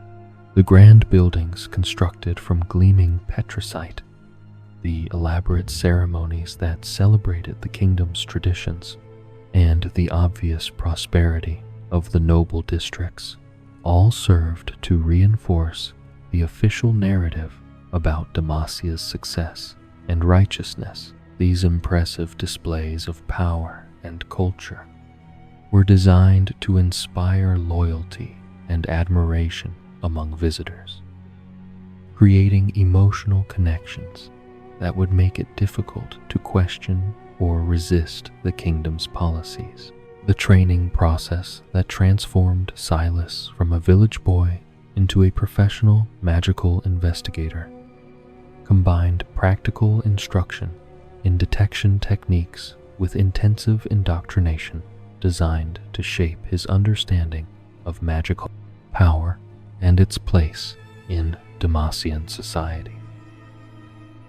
His instructors emphasized the dangers that uncontrolled mages pose to innocent civilians, providing carefully selected examples of magical disasters while omitting any mention of the beneficial uses of magical ability or the circumstances that might drive individuals to desperate actions.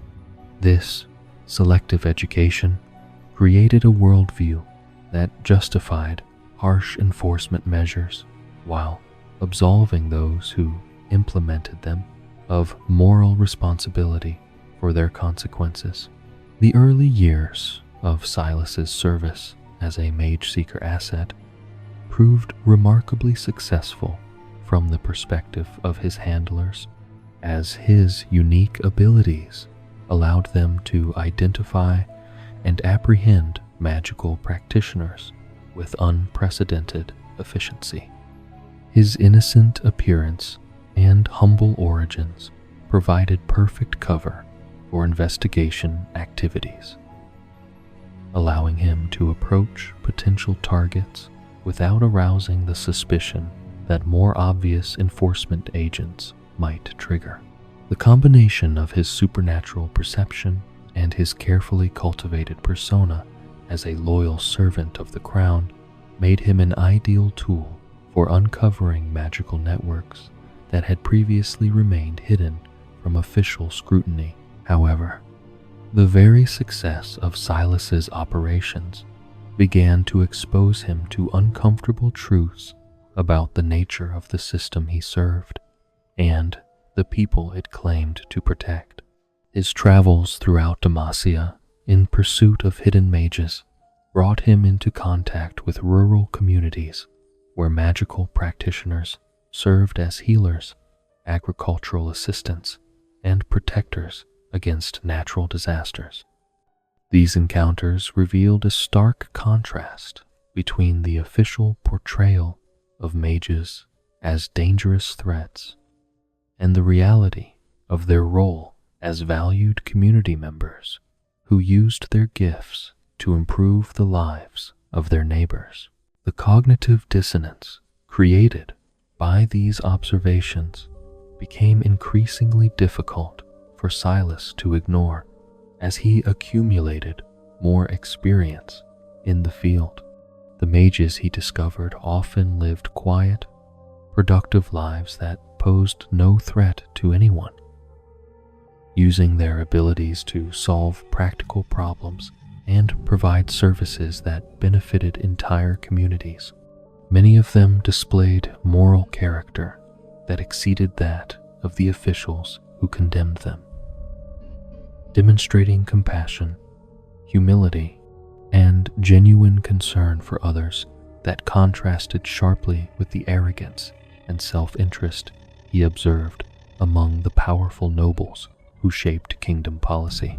The most troubling revelations emerged when Silas's investigations brought him into contact with members of Demacia's ruling class and their immediate associates. His ability to perceive magical aura revealed that many of the most prominent figures in the kingdom possessed the very abilities that their own laws classified as forbidden and dangerous. These discoveries exposed a level of hypocrisy that challenged everything he had been taught about the justice and righteousness of the Demacian system, forcing him to confront the uncomfortable reality that he was serving those who were themselves guilty of the crimes they punished in others. The pattern of selective enforcement that Silas observed during his service became increasingly obvious as his investigations uncovered more evidence of noble magical practitioners who faced no consequences for their forbidden abilities. These individuals often possessed magical gifts that exceeded those of the rural mages who faced exile or death for similar capabilities, yet their social status and political connections provided complete immunity from the laws they helped to create and maintain. The contrast between the treatment of noble and common mages revealed the true nature of the Demacian system as a tool for maintaining class privilege rather than protecting public safety. The psychological impact of these discoveries began to erode Silas's faith in the institution he served and the society that had shaped his understanding of right and wrong. The idealistic young man who had believed he was helping to protect innocent people gradually recognized that he had been manipulated into serving as an instrument of oppression against the very communities that had shown him kindness and acceptance. This realization created an internal crisis that would eventually drive him to question not only his role as a Magi Seeker asset, but also the fundamental legitimacy of the Demacian power structure. As Silas matured from adolescence into adulthood, his growing awareness of systemic injustice combined with his expanding magical abilities to create a dangerous combination that his handlers failed to recognize or address. The years of exposure to various forms of magical energy during his investigations had begun to affect his own supernatural capabilities, allowing him to not only perceive magical power, but also to interact with it in ways that transcended simple observation. This development represented a natural evolution of his gifts that should have been anticipated by those responsible for his training and supervision. The ability to sense magical energy gradually evolved into the capacity to manipulate and redirect it, granting Silas access to powers that had previously belonged exclusively to those he was tasked with hunting. This transformation occurred slowly enough to avoid immediate detection, allowing him to experiment with his developing abilities while maintaining the facade of loyal service that protected him from scrutiny. The irony of a mage seeker developing magical powers of his own was not lost on Silas, who recognized it as a perfect metaphor for the contradictions that defined Demacian society.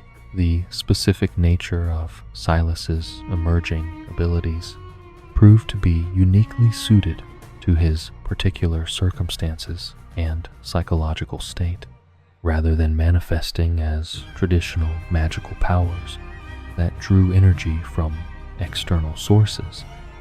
His gifts allowed him to absorb and redistribute magical force from other practitioners, effectively stealing their abilities for his own use. This capacity for magical parasitism reflected both his exposure to diverse forms of supernatural energy and his growing resentment toward the system that had exploited his talents while denying him the basic recognition and respect afforded to others.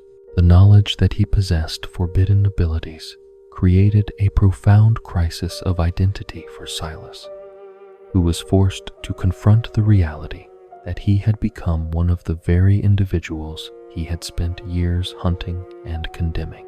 The cognitive dissonance between his role as an enforcer of anti-magic laws and his nature as a magical practitioner created psychological tensions that could not be sustained indefinitely.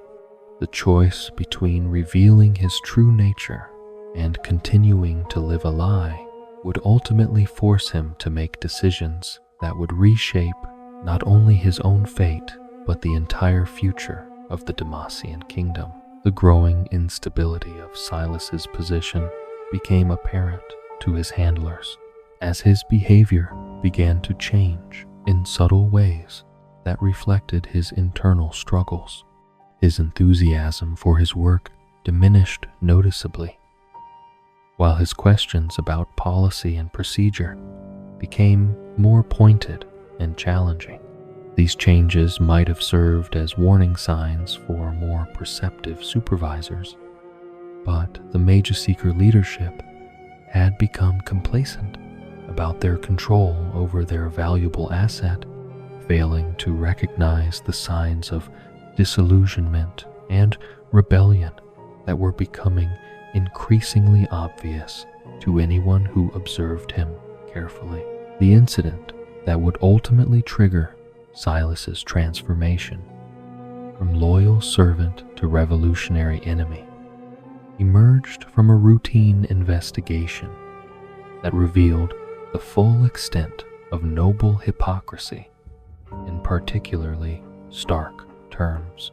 His discovery of magical practitioners among the highest levels of Demacian society, combined with clear evidence that these individuals faced no consequences for their forbidden abilities, finally pushed him beyond the point where he could continue to participate in a system that he recognized as fundamentally corrupt and unjust.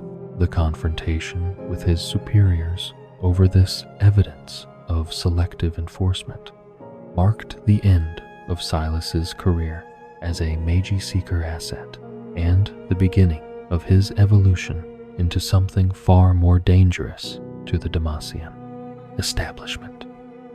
His attempts to report the magical abilities of prominent nobles were met with dismissal, threats, and ultimately imprisonment, demonstrating that the system he had served valued maintaining privilege over pursuing justice. This betrayal by those he had trusted and served provided the final catalyst for his transformation from idealistic enforcer to revolutionary leader. The imprisonment of Silas represented a crucial miscalculation by the Demacian authorities, who failed to recognize that confining a magical practitioner with his unique abilities would provide him with unprecedented opportunities to develop his powers while also connecting him with other victims of the system he had once served. The dungeons beneath the capital city contained numerous individuals who had been imprisoned for magical crimes, creating a concentration of supernatural energy that would prove ideal for Silas's particular form of magical development.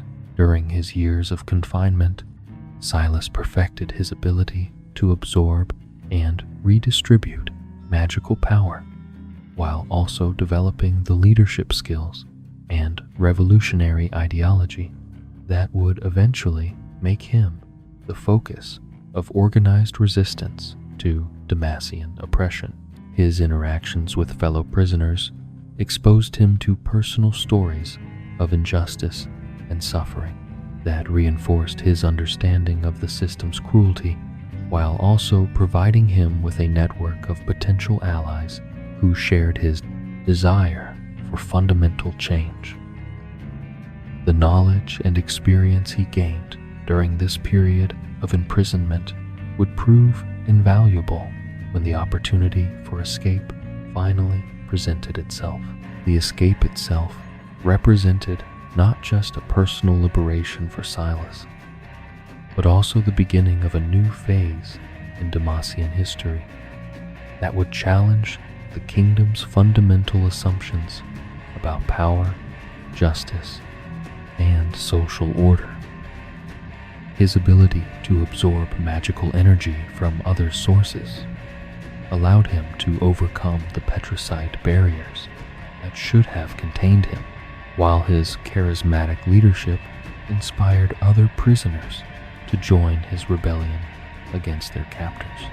The success of this escape demonstrated that the technological and institutional safeguards upon which Demacian security depended could be overcome by individuals with sufficient motivation and capability. The formation of a revolutionary movement under Silas's leadership represented the inevitable consequence of centuries of systematic oppression and hypocrisy that had finally created conditions where violent resistance became not only justified but necessary.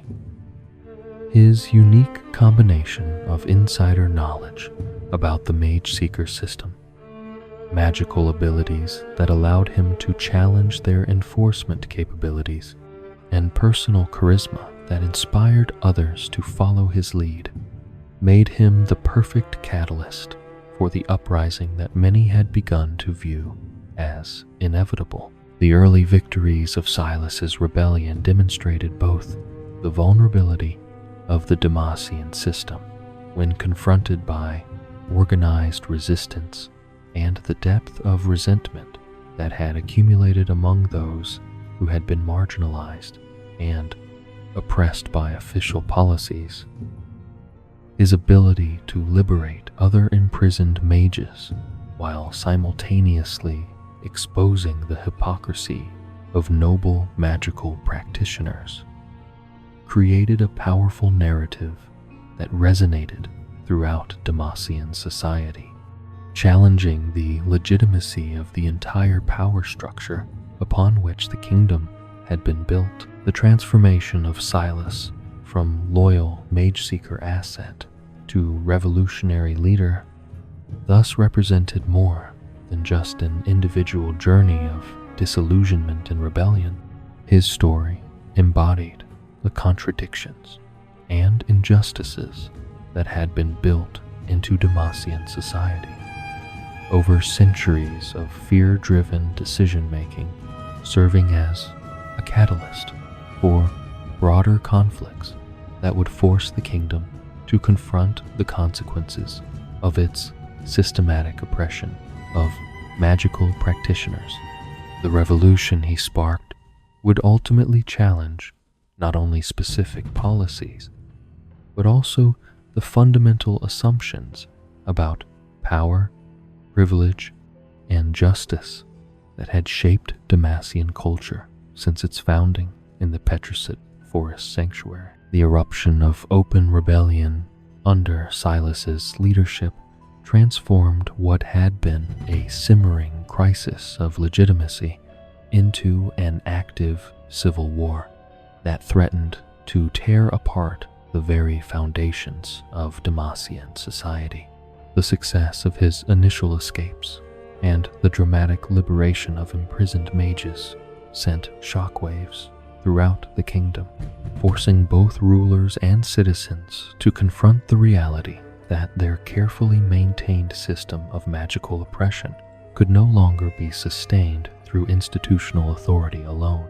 The conflict that emerged from these early victories would reveal not merely the tactical failures of anti-magic enforcement, but also the profound moral bankruptcy of a society that had allowed fear and prejudice to override its founding principles of protection and justice. The geographic dimensions of this civil conflict reflected the deep cultural divisions that had developed between different regions of the kingdom over centuries of uneven policy enforcement and economic development. Rural areas, where magical practitioners had long served as valued community members despite official prohibition, rallied to support Silas's rebellion with an enthusiasm that surprised even seasoned political observers. These communities had witnessed firsthand the beneficial applications of magical power, while also bearing the brunt of enforcement actions that separated families and destroyed productive relationships. Their willingness to risk everything in support of magical liberation reflected not merely sympathy for the oppressed, but also recognition that their own prosperity and security depended upon the contributions of their magical neighbors. The urban centers, particularly the capital city, with its concentration of noble houses and government institutions, presented a markedly different response to the rebellion that revealed the success of centuries of propaganda and selective information control.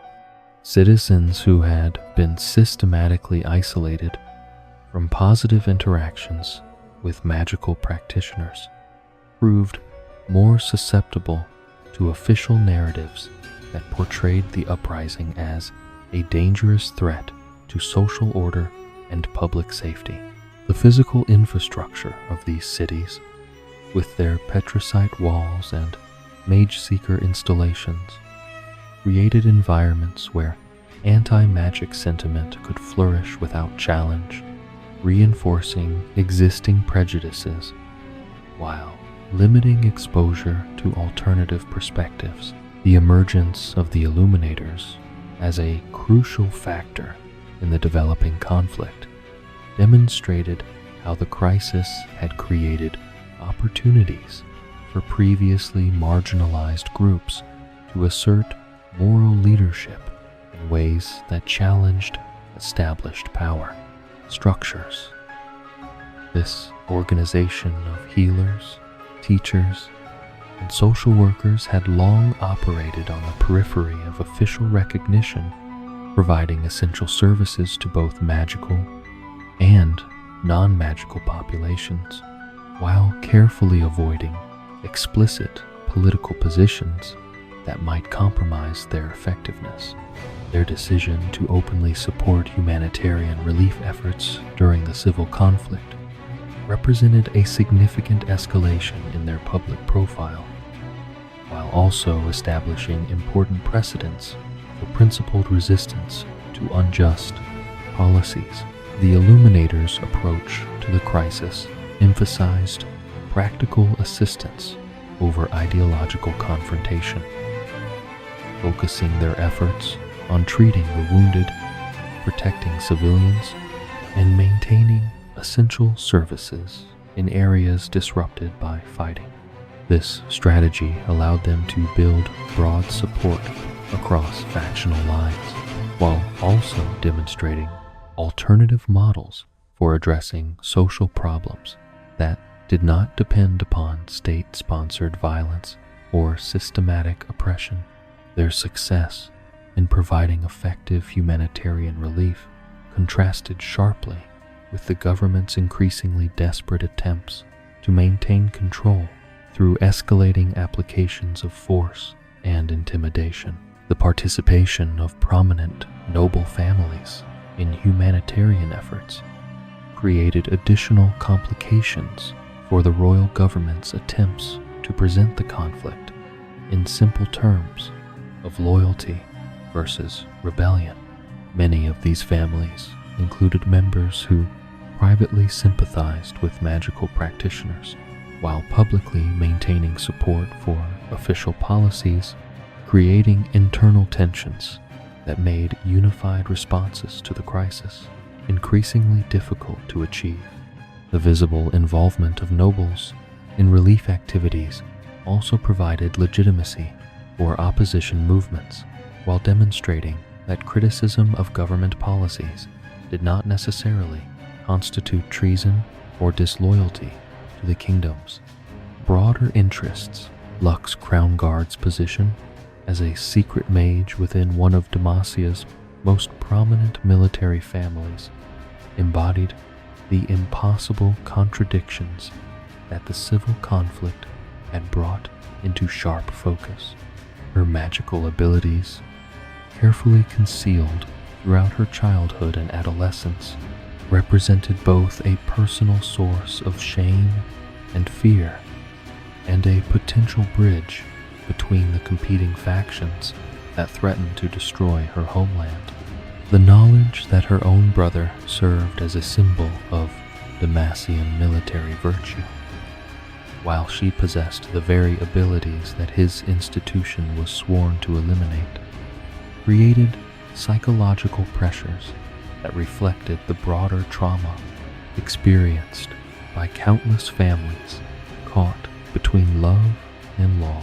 The internal struggle that Lux faced between her desire to help those suffering from the conflict and her fear of discovery illustrated the human cost of policies that forced individuals to choose between their authentic selves and their social acceptance. Her gradual movement toward more open use of her abilities, despite the enormous personal risks involved, demonstrated both remarkable courage and the impossibility of maintaining artificial divisions between magical and non-magical citizens when faced with genuine humanitarian crises that demanded immediate action regardless of official policies or personal consequences.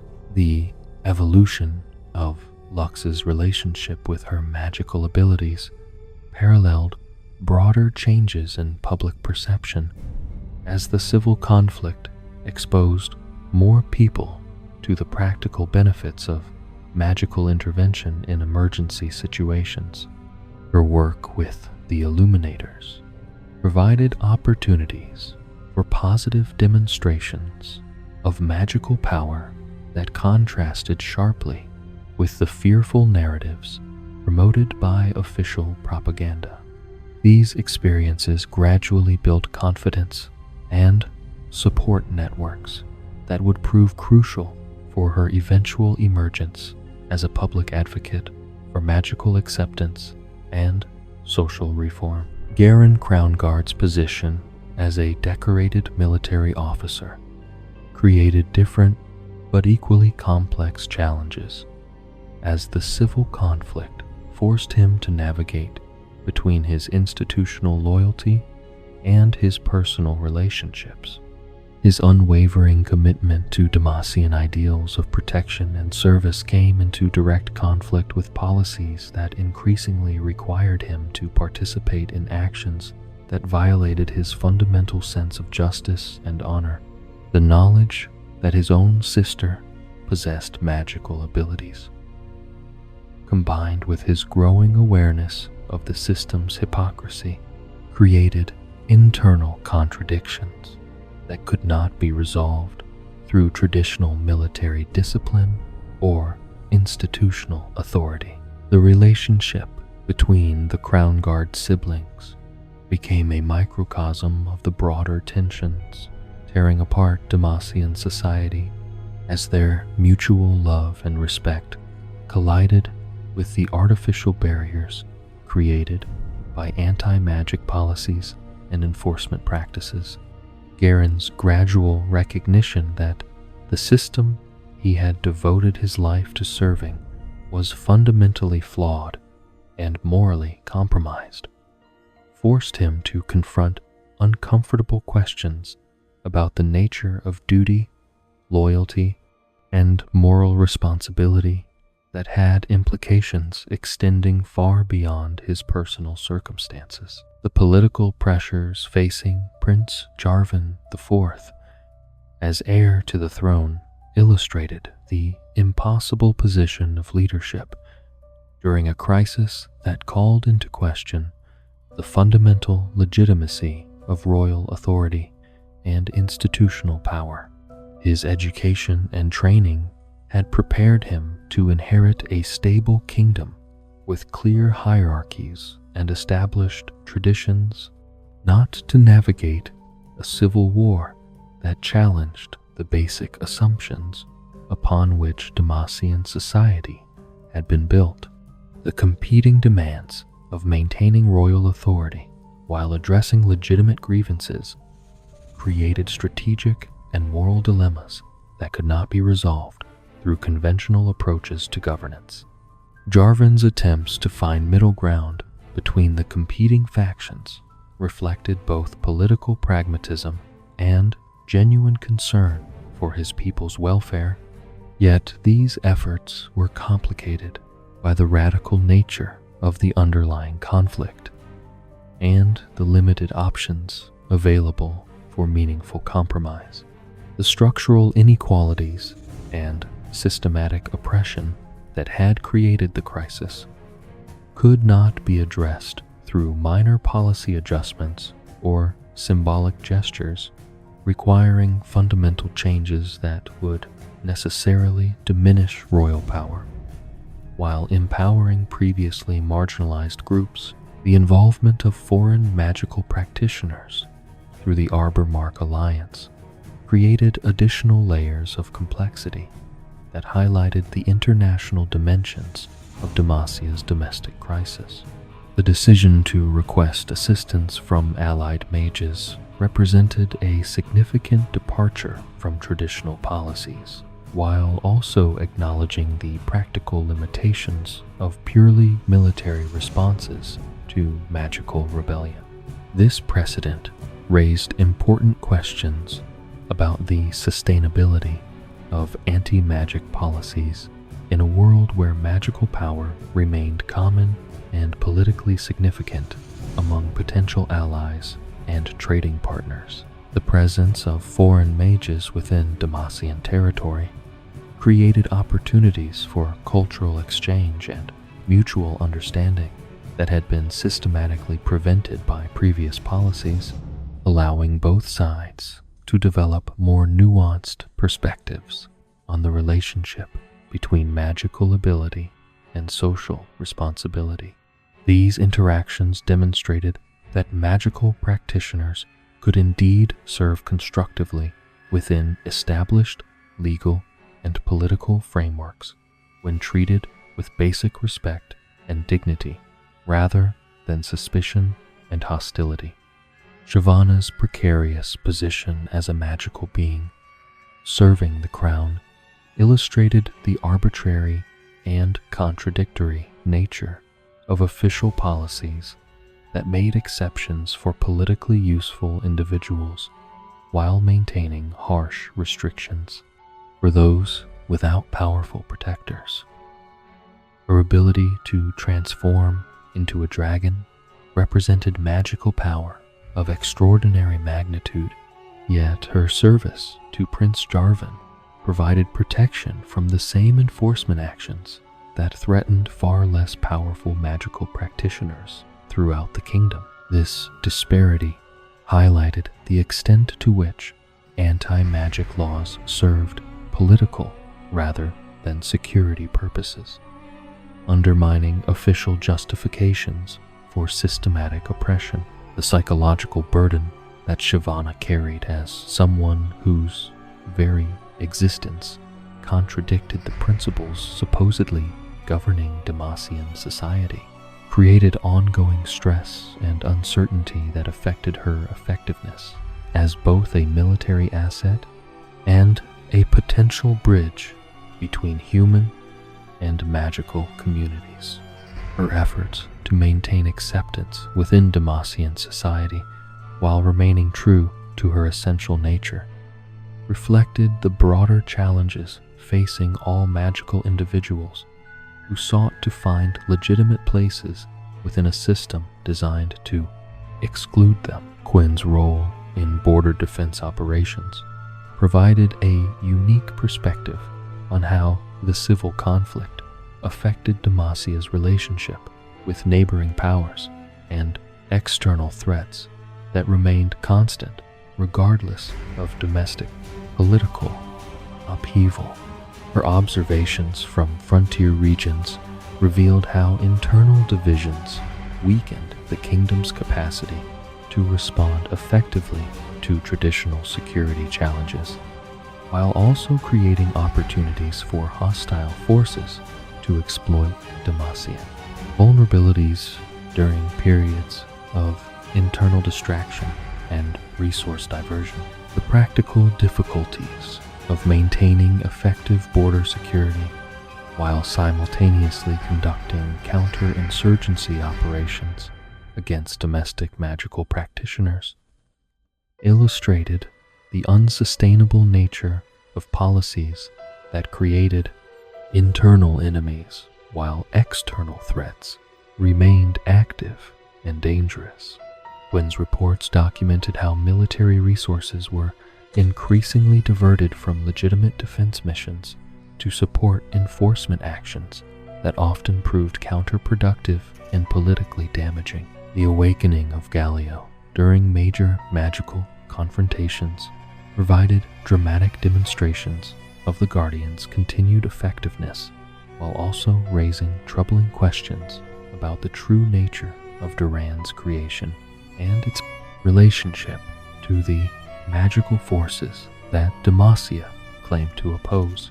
The Colossus's interventions invariably resulted in the suppression of magical conflicts, yet its own animation depended upon the very energies that official policies sought to eliminate, creating paradoxes that challenged conventional understanding of the relationship between patricide and magical power. The philosophical implications of depending upon a magically animated guardian to suppress magical activity were lost on most observers during the immediate crisis, yet these contradictions highlighted the fundamental incoherence of policies that relied upon magical solutions while condemning magical practitioners. Galio's existence served as a constant reminder that Demacian security had always depended upon supernatural forces, making official hostility toward magic both hypocritical and strategically questionable. The persistent threat of Nocturne in the Northern Territories demonstrated how traditional supernatural dangers remained active regardless of domestic political developments, requiring responses that transcended the ideological divisions created by anti-magic policies. The demon's ability to manipulate dreams and spread terror among both magical and non-magical populations illustrated the futility of attempting to address all supernatural threats through simple prohibition and enforcement, rather than developing sophisticated understanding of different types of magical phenomena. The resources required to contain Nocturne's influence while simultaneously fighting a civil war against domestic magical practitioners strained military capabilities and highlighted the practical costs of maintaining policies that created unnecessary internal conflicts. The demon's activities served as a reminder that external magical threats remained constant dangers that required cooperative responses rather than divisive approaches that weakened overall defensive capabilities. The development of underground networks supporting magical refugees and resistance fighters demonstrated the extent to which civil society had become alienated from official policies and governmental authority. These organizations emerged organically from communities that had maintained positive relationships with magical practitioners despite legal prohibitions, creating alternative power structures that challenged state monopolies on authority and legitimacy. Their success in providing protection and resources for persecuted individuals revealed both the depth of popular opposition to anti-magic policies and the limited effectiveness of official enforcement efforts. The coordination between rural support networks and urban resistance cells created a comprehensive infrastructure for opposition that proved remarkably resilient against government suppression efforts.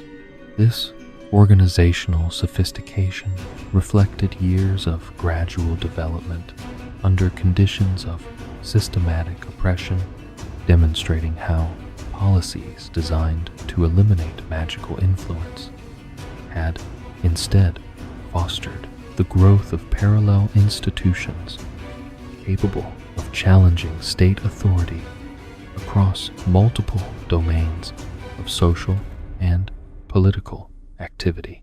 The international attention focused on Demacia's civil conflict created diplomatic pressures that complicated efforts to resolve the crisis through purely domestic means, while also providing opportunities for external mediation and support that might facilitate peaceful solutions. Foreign observers generally viewed the systematic oppression of magical practitioners as both morally objectionable and strategically counterproductive, creating diplomatic costs that affected trade relationships, military alliances, and cultural exchanges in ways that undermined Demacian interests regardless of the domestic political outcomes.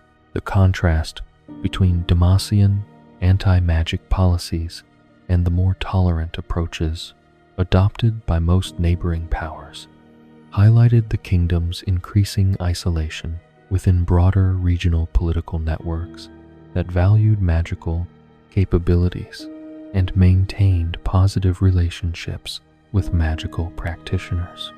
This isolation created strategic vulnerabilities that could be exploited by hostile forces, while also limiting access to resources and partnerships that might otherwise contribute to prosperity and security. The emergence of moderate voices calling for compromise and reform reflected growing recognition among political leaders that the current crisis could not be resolved through military victory alone, but required fundamental changes in policies and attitudes that had shaped Demacian society for centuries. These individuals faced enormous challenges in developing proposals that could satisfy competing demands for justice and stability, while also maintaining sufficient political support to enable implementation and long-term sustainability.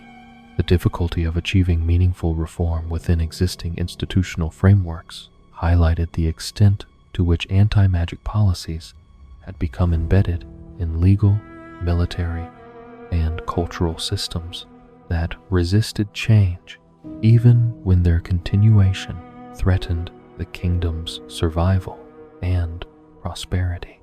The interconnected nature of these systems meant that significant modifications in any one area would necessarily require corresponding adjustments throughout the entire structure of government and society, creating implementation challenges that exceeded the capabilities of conventional political processes. The physical landscape of Demacia bears witness to centuries of cultural evolution and political transformation, with each region reflecting different aspects of the kingdom's complex relationship with magic, authority, and social identity.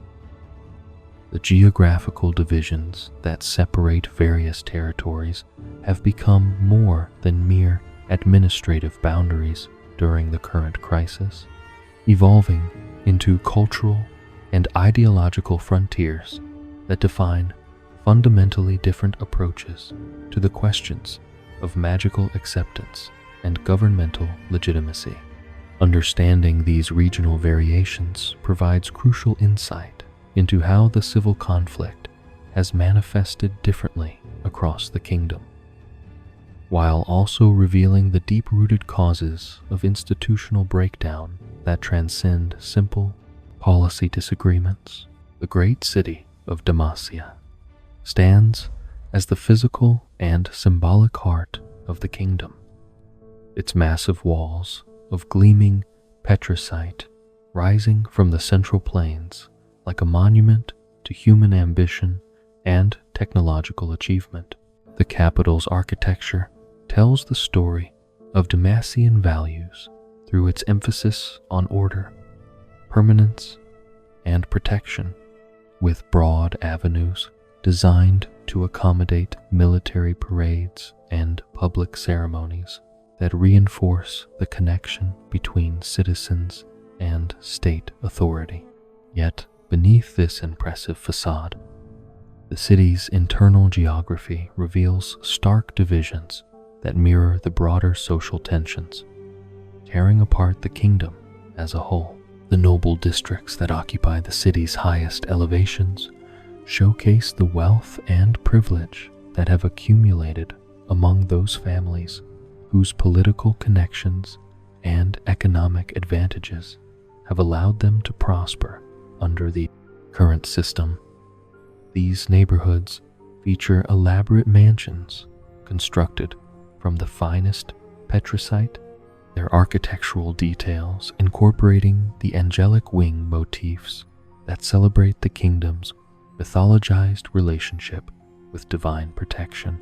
The irony that many of these grand homes shelter secret magical practitioners while publicly displaying symbols of anti-magic ideology illustrates the profound hypocrisy that has infected the kingdom's ruling class. The contrast between these affluent areas and the crowded districts where common citizens struggle to maintain basic living standards reveals how economic inequality has compounded the injustices created by discriminatory magical policies.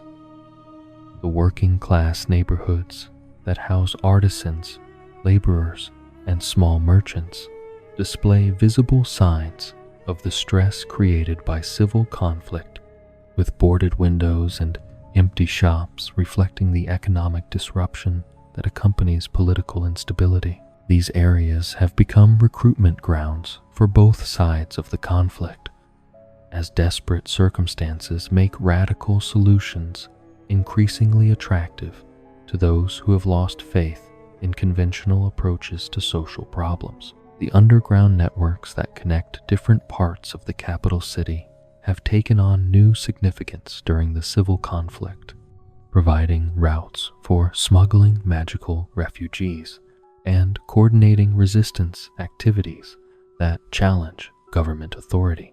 The ancient sewers and forgotten passages that honeycomb the foundations of major buildings create a hidden geography that operates according to different rules and loyalties than the official city above. These subterranean spaces have become symbols of the alternative power structures that have emerged to fill the vacuum created by the erosion of governmental legitimacy. High Silvermere stands as one of the most historically significant regions within the kingdom, its mountain peaks and forested valleys holding memories of divine intervention that continue to influence contemporary politics and culture. The Crown Guard family estate that dominates this territory represents both the pinnacle of Demacian military tradition and the internal contradictions that threaten to destroy the kingdom from within. The knowledge that this bastion of institutional loyalty harbors a secret magical practitioner creates symbolic tensions that extend far beyond the immediate family circumstances to encompass broader questions about identity, duty, and authenticity. The silver-winged raptors that soar above the mountain peaks serve as living reminders of the natural majesty that originally inspired Demacian settlers, while also representing the freedom and grace that seem increasingly absent from contemporary political discourse. These magnificent creatures continue their ancient patterns of migration and hunting, regardless of human conflicts, providing perspective on the temporary nature of current crises, while also symbolizing the possibility of transcending artificial divisions through recognition of shared heritage and common interests. The legendary connection between Silvermere and the establishment of Chaos Judicators adds layers of historical irony to current events, as the site that once represented absolute divine justice has become a focal point for questioning the legitimacy of earthly authority and institutional power. The ruins of ancient structures that dot the mountainside serve as reminders of how even the most seemingly permanent institutions can crumble when they lose touch with the values and principles that originally justified their existence. False Barrow's reputation as a haunted town has taken on new meaning during the current crisis, as the psychological trauma that once plagued this community mirrors the broader emotional wounds inflicted by systematic oppression and civil conflict. The successful resolution of Nocturne's supernatural threat through cooperation between magical and non-magical defenders provided an early example of how collaboration could achieve results that purely conventional approaches could not match. This precedent has influenced local attitudes toward magical practitioners, while also demonstrating the practical benefits of abandoning ideological purity in favor of pragmatic problem solving. The community's experience with supernatural threats has created a population that understands the distinction between dangerous magical phenomena and beneficial applications of supernatural abilities, making them more receptive to arguments for nuanced approaches to magical regulation rather than blanket prohibition. This practical wisdom contrasts sharply with the abstract fears that dominate political discourse in the capital, illustrating how direct experience with magical realities creates different perspectives than those generated by propaganda and theoretical speculation. The northern mountain regions that form Demacia's border with the Freljord have become testing grounds for military strategies and diplomatic approaches that will determine the kingdom's capacity to maintain external security. While addressing internal divisions, the frequent raids launched by Freljordian tribes create ongoing pressures that require coordinated responses from communities that are increasingly divided by the civil conflict, forcing local leaders to choose between factional loyalty and practical necessity when organizing defensive operations. The harsh environmental conditions that characterize these frontier regions have fostered cultures that prioritize survival and mutual assistance over ideological purity creating communities where magical and non-magical citizens work together out of necessity rather than choice. These practical relationships have proven remarkably resilient against official attempts to enforce anti-magic policies, demonstrating how environmental pressures can override political mandates when basic survival is at stake. Dawnhold's position as a coastal fortress city has made it a crucial strategic asset during the civil conflict, while also serving as a symbol of Demacian military effectiveness and cultural pride. The famous naval victory over Freljordian raiders that occurred in these waters continues to inspire contemporary military leaders, while also providing historical precedent for the kind of decisive action that current challenges seem to require.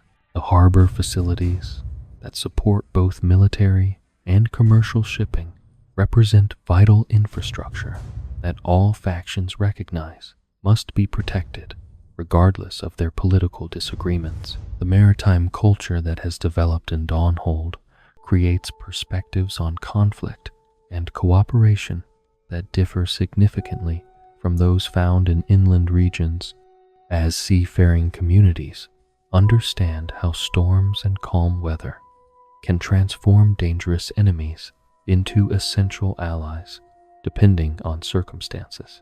This flexibility and approach to relationship building has influenced local responses to the civil conflict, with community leaders seeking practical solutions that preserve essential functions, rather than pursuing ideological victories that might compromise operational effectiveness. The eastern territories that border the contested regions near Arbor Mark have become laboratories for experimental approaches to magical integration and international cooperation that may provide models for broader policy reform. The alliance with Arbor Mark's magical practitioners has created unprecedented opportunities for cultural exchange and mutual learning that challenge traditional assumptions about the relationship between magical ability and social responsibility.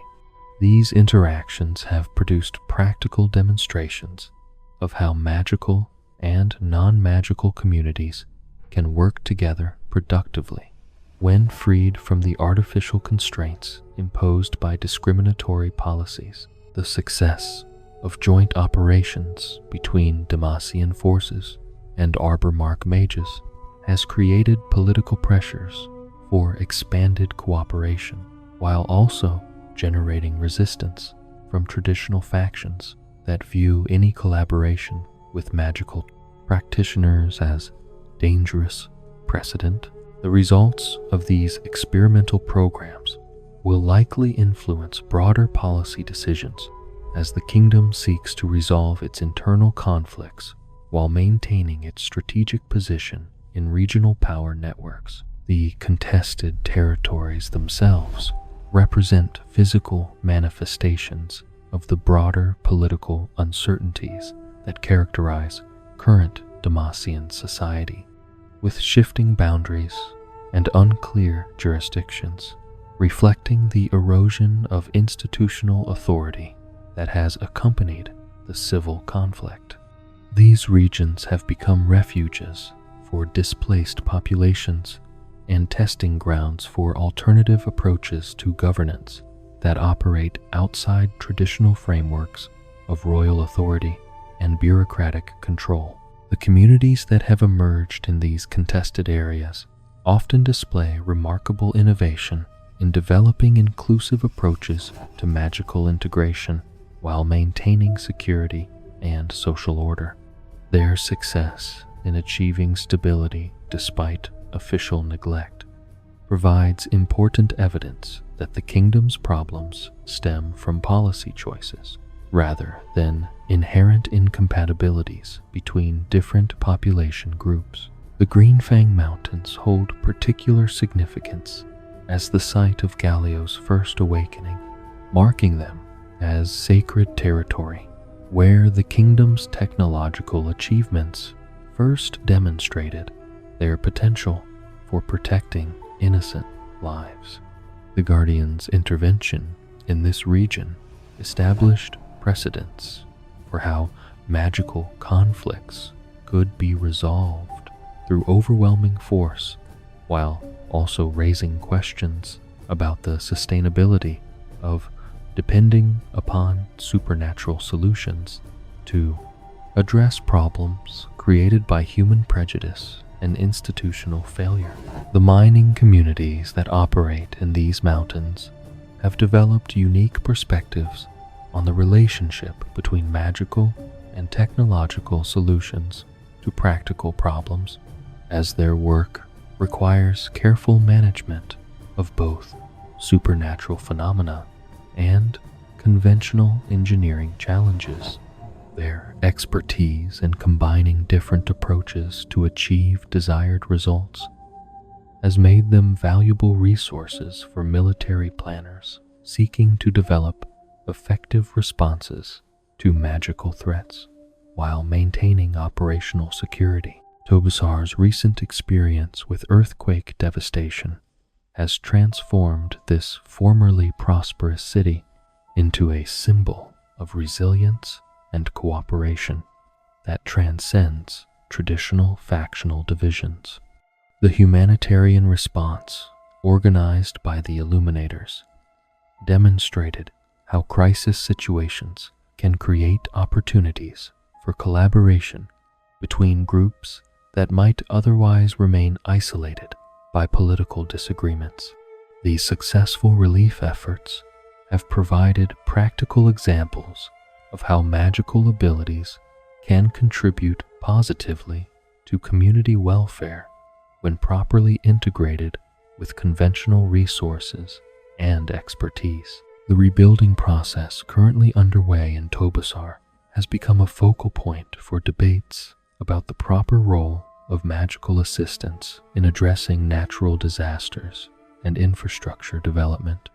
The visible benefits of magical intervention in accelerating reconstruction efforts have influenced public opinion throughout the region, while also creating political pressures for policy reforms that would allow similar cooperation in other contexts. The ruined Petricite Forest that now serves as Rise's hidden repository for world runes represents both the kingdom's origins and its potential future, embodying the complex relationship between protection and power that has defined Demacian culture since its founding.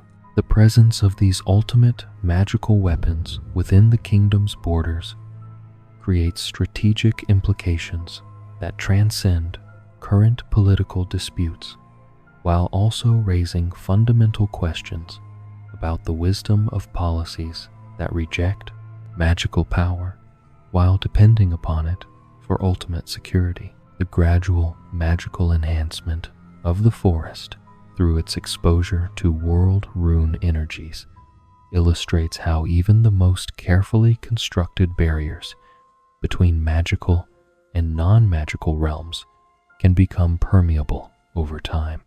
This transformation serves as a metaphor for broader changes occurring throughout Demacian society, as civil conflict forces citizens to reconsider long-held assumptions about the nature of power and the proper relationship between different forms of authority. The regional variations in how different areas have responded to the civil conflict reflect deeper cultural differences that have developed over centuries of uneven economic development and varying exposure to external influences. Rural regions that maintained traditional patterns of community cooperation have generally proven more adaptable to changing circumstances than urban areas where institutional hierarchies and formal procedures have become obstacles to effective problem solving.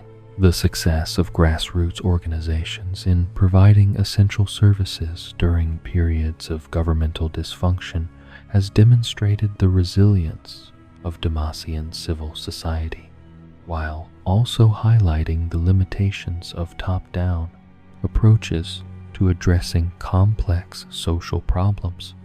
These alternative institutions have preserved essential functions while also developing new approaches to magical integration that may provide foundations for future policy reforms. The geographical isolation that once protected different regions from external threats has become a source of cultural insularity that complicates efforts to develop unified responses to current challenges.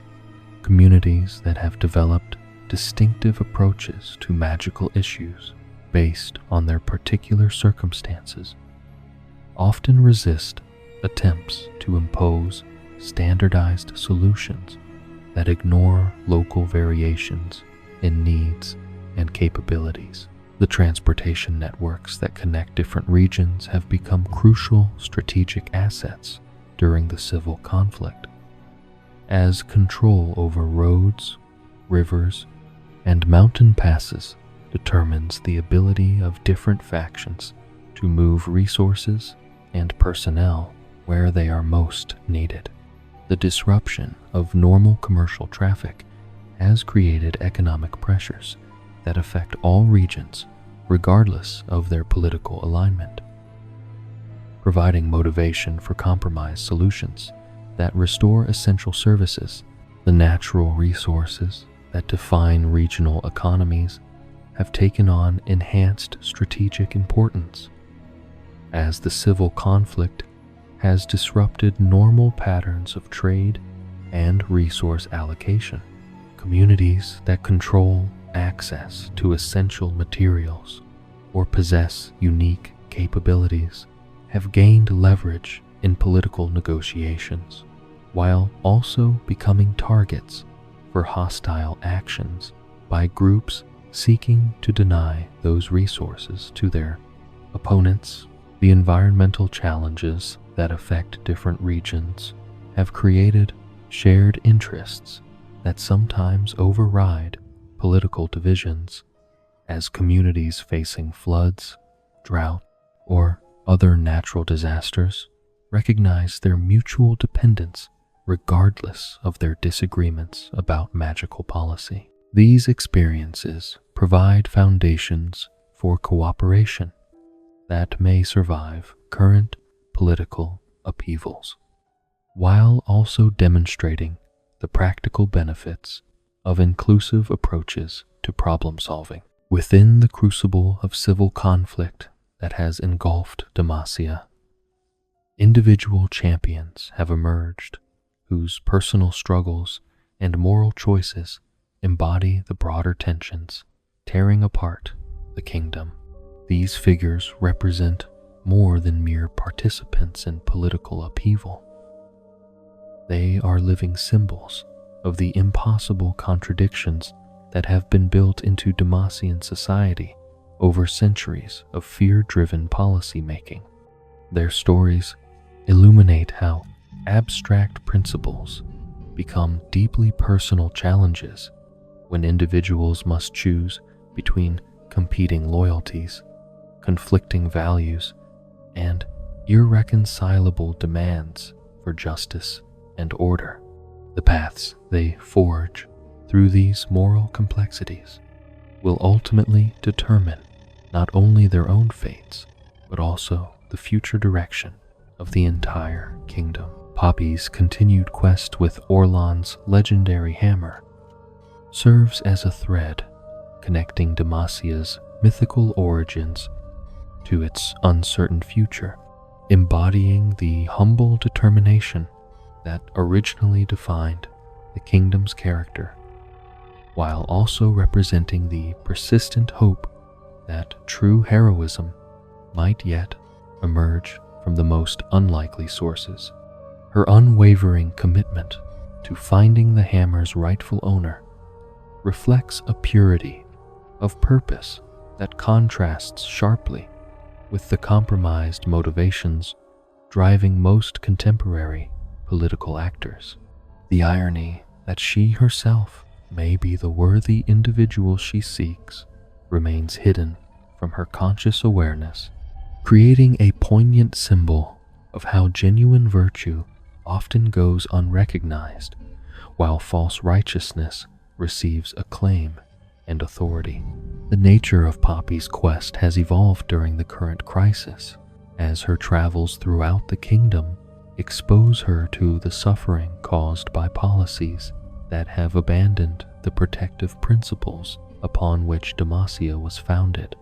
Her encounters with displaced families, persecuted mages, and communities torn apart by civil conflict provide stark contrasts to the idealized vision of heroism that originally motivated her search. These experiences challenge her faith in institutional authority, while reinforcing her commitment to individual acts of service and protection that transcend political boundaries and factional loyalties. The hammer itself has remained unchanged throughout centuries of social transformation, its patient wait for a worthy wielder, serving as a reminder that true power derives from character rather than position or political advantage. The weapon's continued dormancy in the hands of someone who embodies all the virtues it should recognize suggests that worthiness cannot be measured by conventional standards of achievement or recognition. This paradox reflects broader themes about the relationship between power and responsibility that resonate throughout Demacian culture and contemporary political discourse. Lux Crownguard's evolution from a secret mage living in constant fear to a public advocate for magical acceptance represents one of the most significant personal transformations occurring during the current crisis. Her journey from concealment to activism illustrates how individual courage can catalyze broader social change, while also demonstrating the terrible costs that such transformation demands from those who choose to lead rather than follow. The risks she has accepted in revealing her true nature extend beyond personal consequences to encompass potential destruction of her family's reputation and political standing, making her commitment to justice a sacrifice that transcends self-interest. The development of Lux's magical abilities has paralleled her growing understanding of the moral responsibilities that accompany supernatural power, as her work with the Illuminators has provided opportunities to use her gifts in service of humanitarian goals rather than personal advancement. Her approach to magic emphasizes healing, protection, and empowerment of others rather than domination or control, offering an alternative model for how supernatural abilities can be integrated into society in ways that strengthen rather than threaten community bonds and social stability. The symbolic significance of Lux's emergence as a public magical practitioner extends far beyond her individual circumstances to encompass broader questions about authenticity, courage, and the proper relationship between privilege and responsibility. Her willingness to risk everything she has inherited in order to advocate for those who have been systematically oppressed provides a powerful example of how personal transformation can serve collective liberation.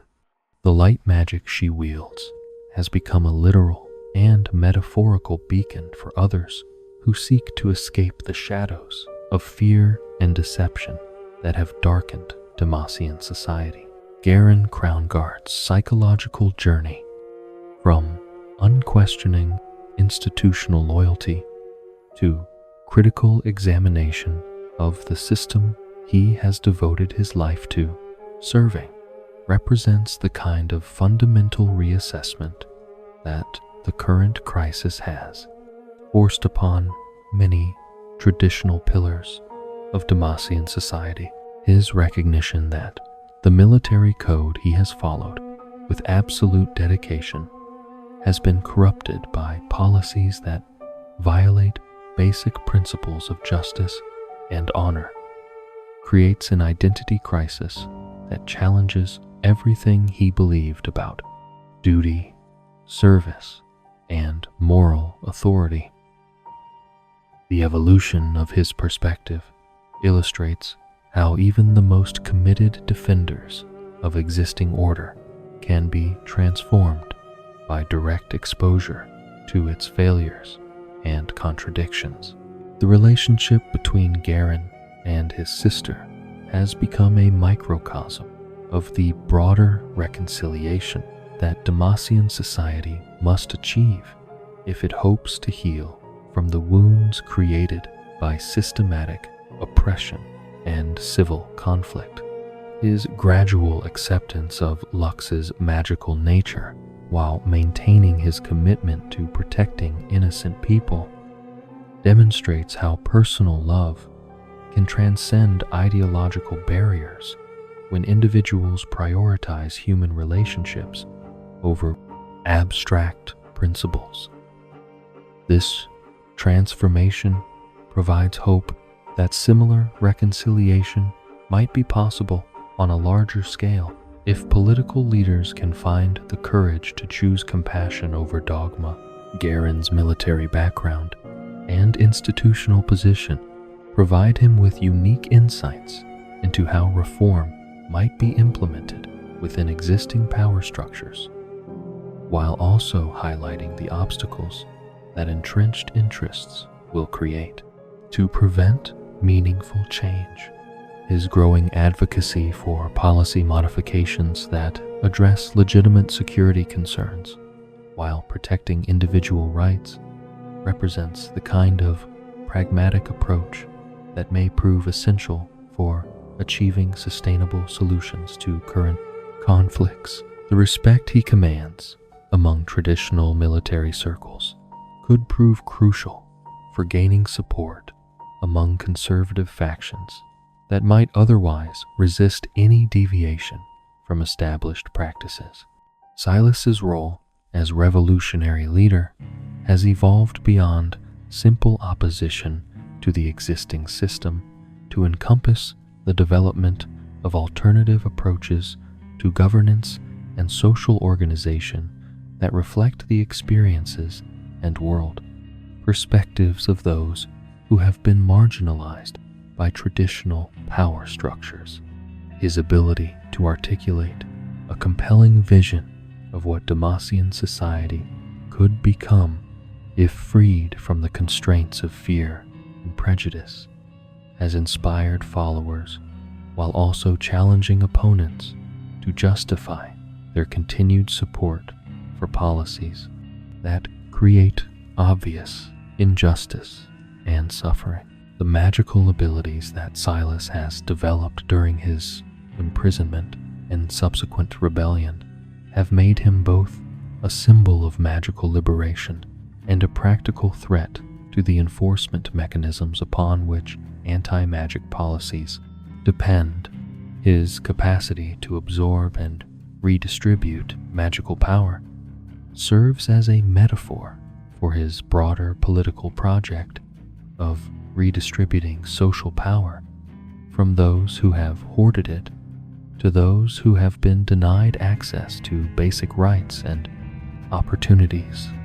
The demonstration that magical abilities can be used to challenge rather than support existing hierarchies has transformed public understanding of the relationship between supernatural power and political authority. The revolutionary movement that has coalesced around Silas's leadership reflects the diverse coalition of interests that have been united by their shared opposition to systematic oppression including not only magical practitioners, but also their families, friends, and allies who recognize the moral bankruptcy of current policies. This broad base of support illustrates how the struggle for magical rights has become connected to larger questions about social justice, economic equality, and democratic participation that affect all citizens, regardless of their personal relationship to supernatural abilities. Jarvan IV's position as heir to the throne places him at the center of competing pressures and conflicting expectations that reflect the broader tensions threatening to tear apart the kingdom he will inherit. His education and upbringing prepared him to assume leadership of a stable realm with clear traditions and established institutions, not to navigate the fundamental transformation that current circumstances seem to require. The challenge of maintaining royal authority while addressing legitimate grievances creates strategic dilemmas that cannot be resolved through conventional approaches to statecraft and diplomacy. The prince's attempts to find middle ground between competing factions demonstrate both political sophistication and genuine concern for his people's welfare. Yet, these efforts are constrained by the radical nature of the underlying conflicts and the limited options available for meaningful compromise without fundamental structural change. His growing recognition that cosmetic reforms will not address the root causes of civil conflict has forced him to consider more dramatic interventions that would necessarily diminish royal prerogatives while empowering previously marginalized groups.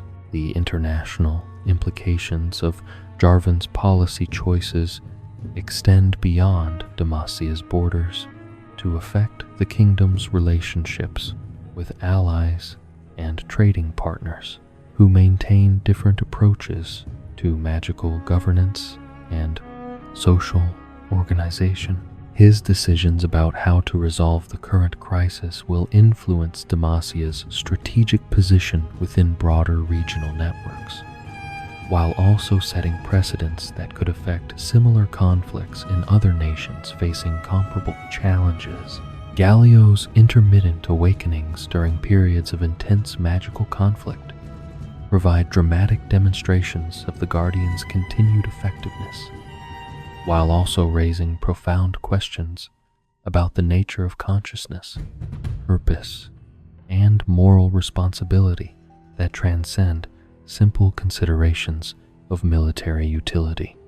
The Colossus's perspective on current events, filtered through centuries of dormancy and brief periods of activation, offers unique insights into the cyclical nature of social conflicts and the persistent human tendency to create the very problems they seek to solve through the application of power and authority. The philosophical implications of Galio's existence challenge conventional understanding of the relationship between artificial creation and authentic moral agency, as the Guardian consistently demonstrates independent judgment and ethical reasoning that suggest genuine consciousness rather than mere mechanical response to external stimuli. His interventions invariably prioritize protection of innocent civilians over factional advantage, reflecting moral principles that transcend the political calculations driving most contemporary actors. The mystery surrounding Duran's creation of the Guardian continues to influence contemporary debates about the proper relationship between technological innovation and magical power, as Galio's abilities clearly depend upon supernatural forces. Despite being produced through apparently conventional craftsmanship, This paradox mirrors broader contradictions within Demacian society about the acceptability of magical solutions to practical problems when implemented through official channels versus grassroots initiatives. Morgana's hidden presence throughout the kingdom represents a counterbalancing force to the harsh absolutism that has characterized official approaches to justice and moral authority. Her influence operates through indirect channels and subtle interventions rather than dramatic public demonstrations, reflecting her commitment to redemptive understanding rather than punitive judgment. The contrast between her approach and that of her sister Kale provides a framework for understanding how different interpretations of justice can lead to radically different policies and social outcomes.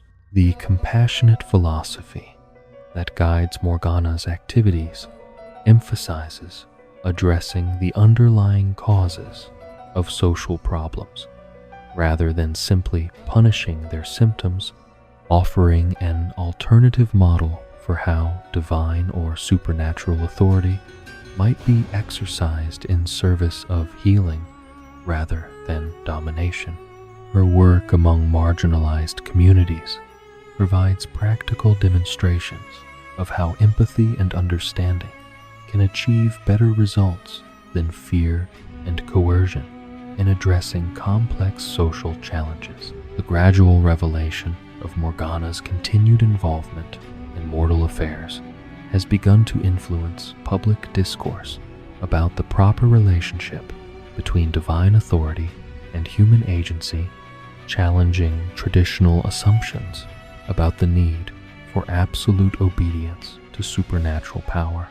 Her example suggests that even cosmic forces can evolve and adapt their approaches based on accumulated experience and growing wisdom about the complexities of moral judgment.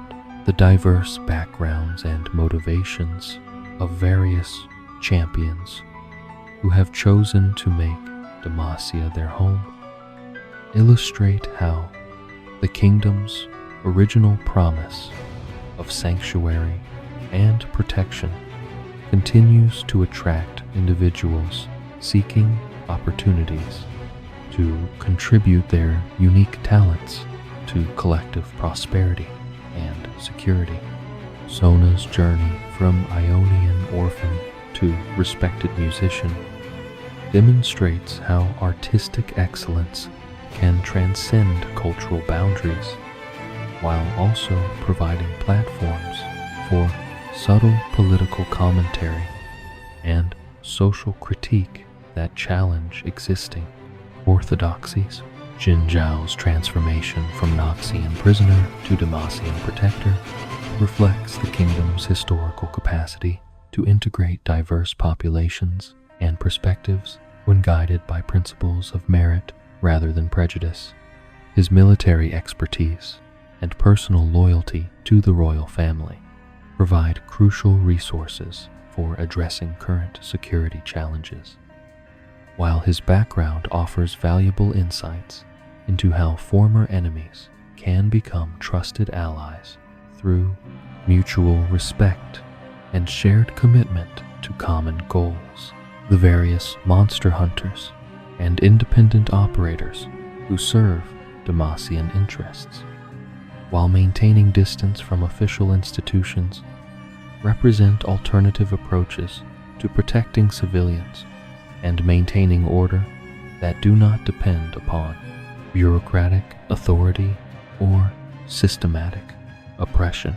Vane's relentless pursuit of supernatural threats demonstrates how individual initiative and specialized expertise can achieve results that conventional military forces cannot match, while also highlighting the potential for cooperation between official and unofficial sources of protection. Quinn's role as a border scout provides unique perspectives on how internal divisions affect the kingdom's capacity to address external threats and maintain effective relationships with neighboring powers. Her observations from frontier regions document how civil conflict has weakened defensive capabilities while creating opportunities for hostile forces to exploit Demacian vulnerabilities during periods of internal distraction and resource diversion.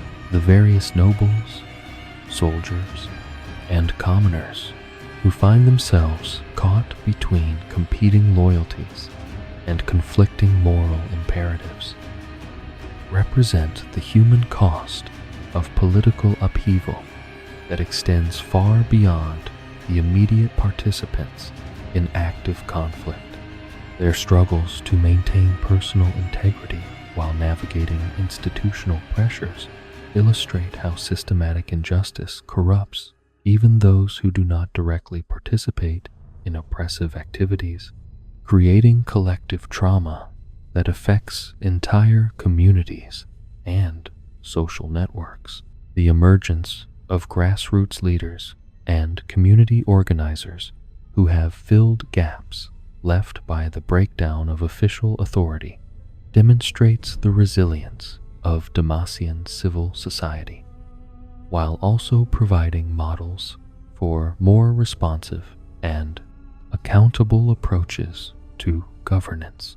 These individuals have developed innovative solutions to practical problems while maintaining commitment to inclusive principles that transcend traditional factional boundaries and ideological divisions. The international perspectives brought by foreign visitors, traders, and temporary residents offer valuable insights into how Demacian conflicts appear to outside observers, while also providing access to alternative approaches that have proven successful in other contexts. These external viewpoints challenge parochial assumptions while highlighting both the unique aspects of Demacian culture and the universal human themes that connect local struggles to broader patterns of social development and political transformation. As we reach the end of Demacia's tale, we find a kingdom standing at the precipice of transformation. The shining city that once represented hope for a world torn apart by magical warfare now faces its own reckoning with the very forces it sought to escape. The petricite walls that protected refugees have become barriers dividing families. The laws meant to ensure safety have created the very chaos they were designed to prevent. Yet, within this crisis lies the potential for redemption. Silas's revolution has forced Demacia to confront its deepest hypocrisies, while champions like Lux and Garen struggle to find a path forward that honors both their heritage and their conscience. The twin aspects of justice, though long absent, have left their mark on a kingdom that must now choose between the rigid order of Kale and the compassionate understanding of Morgana. Demacia's future remains unwritten, balanced between the extremes of magical persecution and magical chaos. Perhaps in finding that balance, the kingdom can finally fulfill the promise of its founding, a true haven where all can find safety regardless of the gifts they were born with. The story continues, and with it, the hope for a more just tomorrow.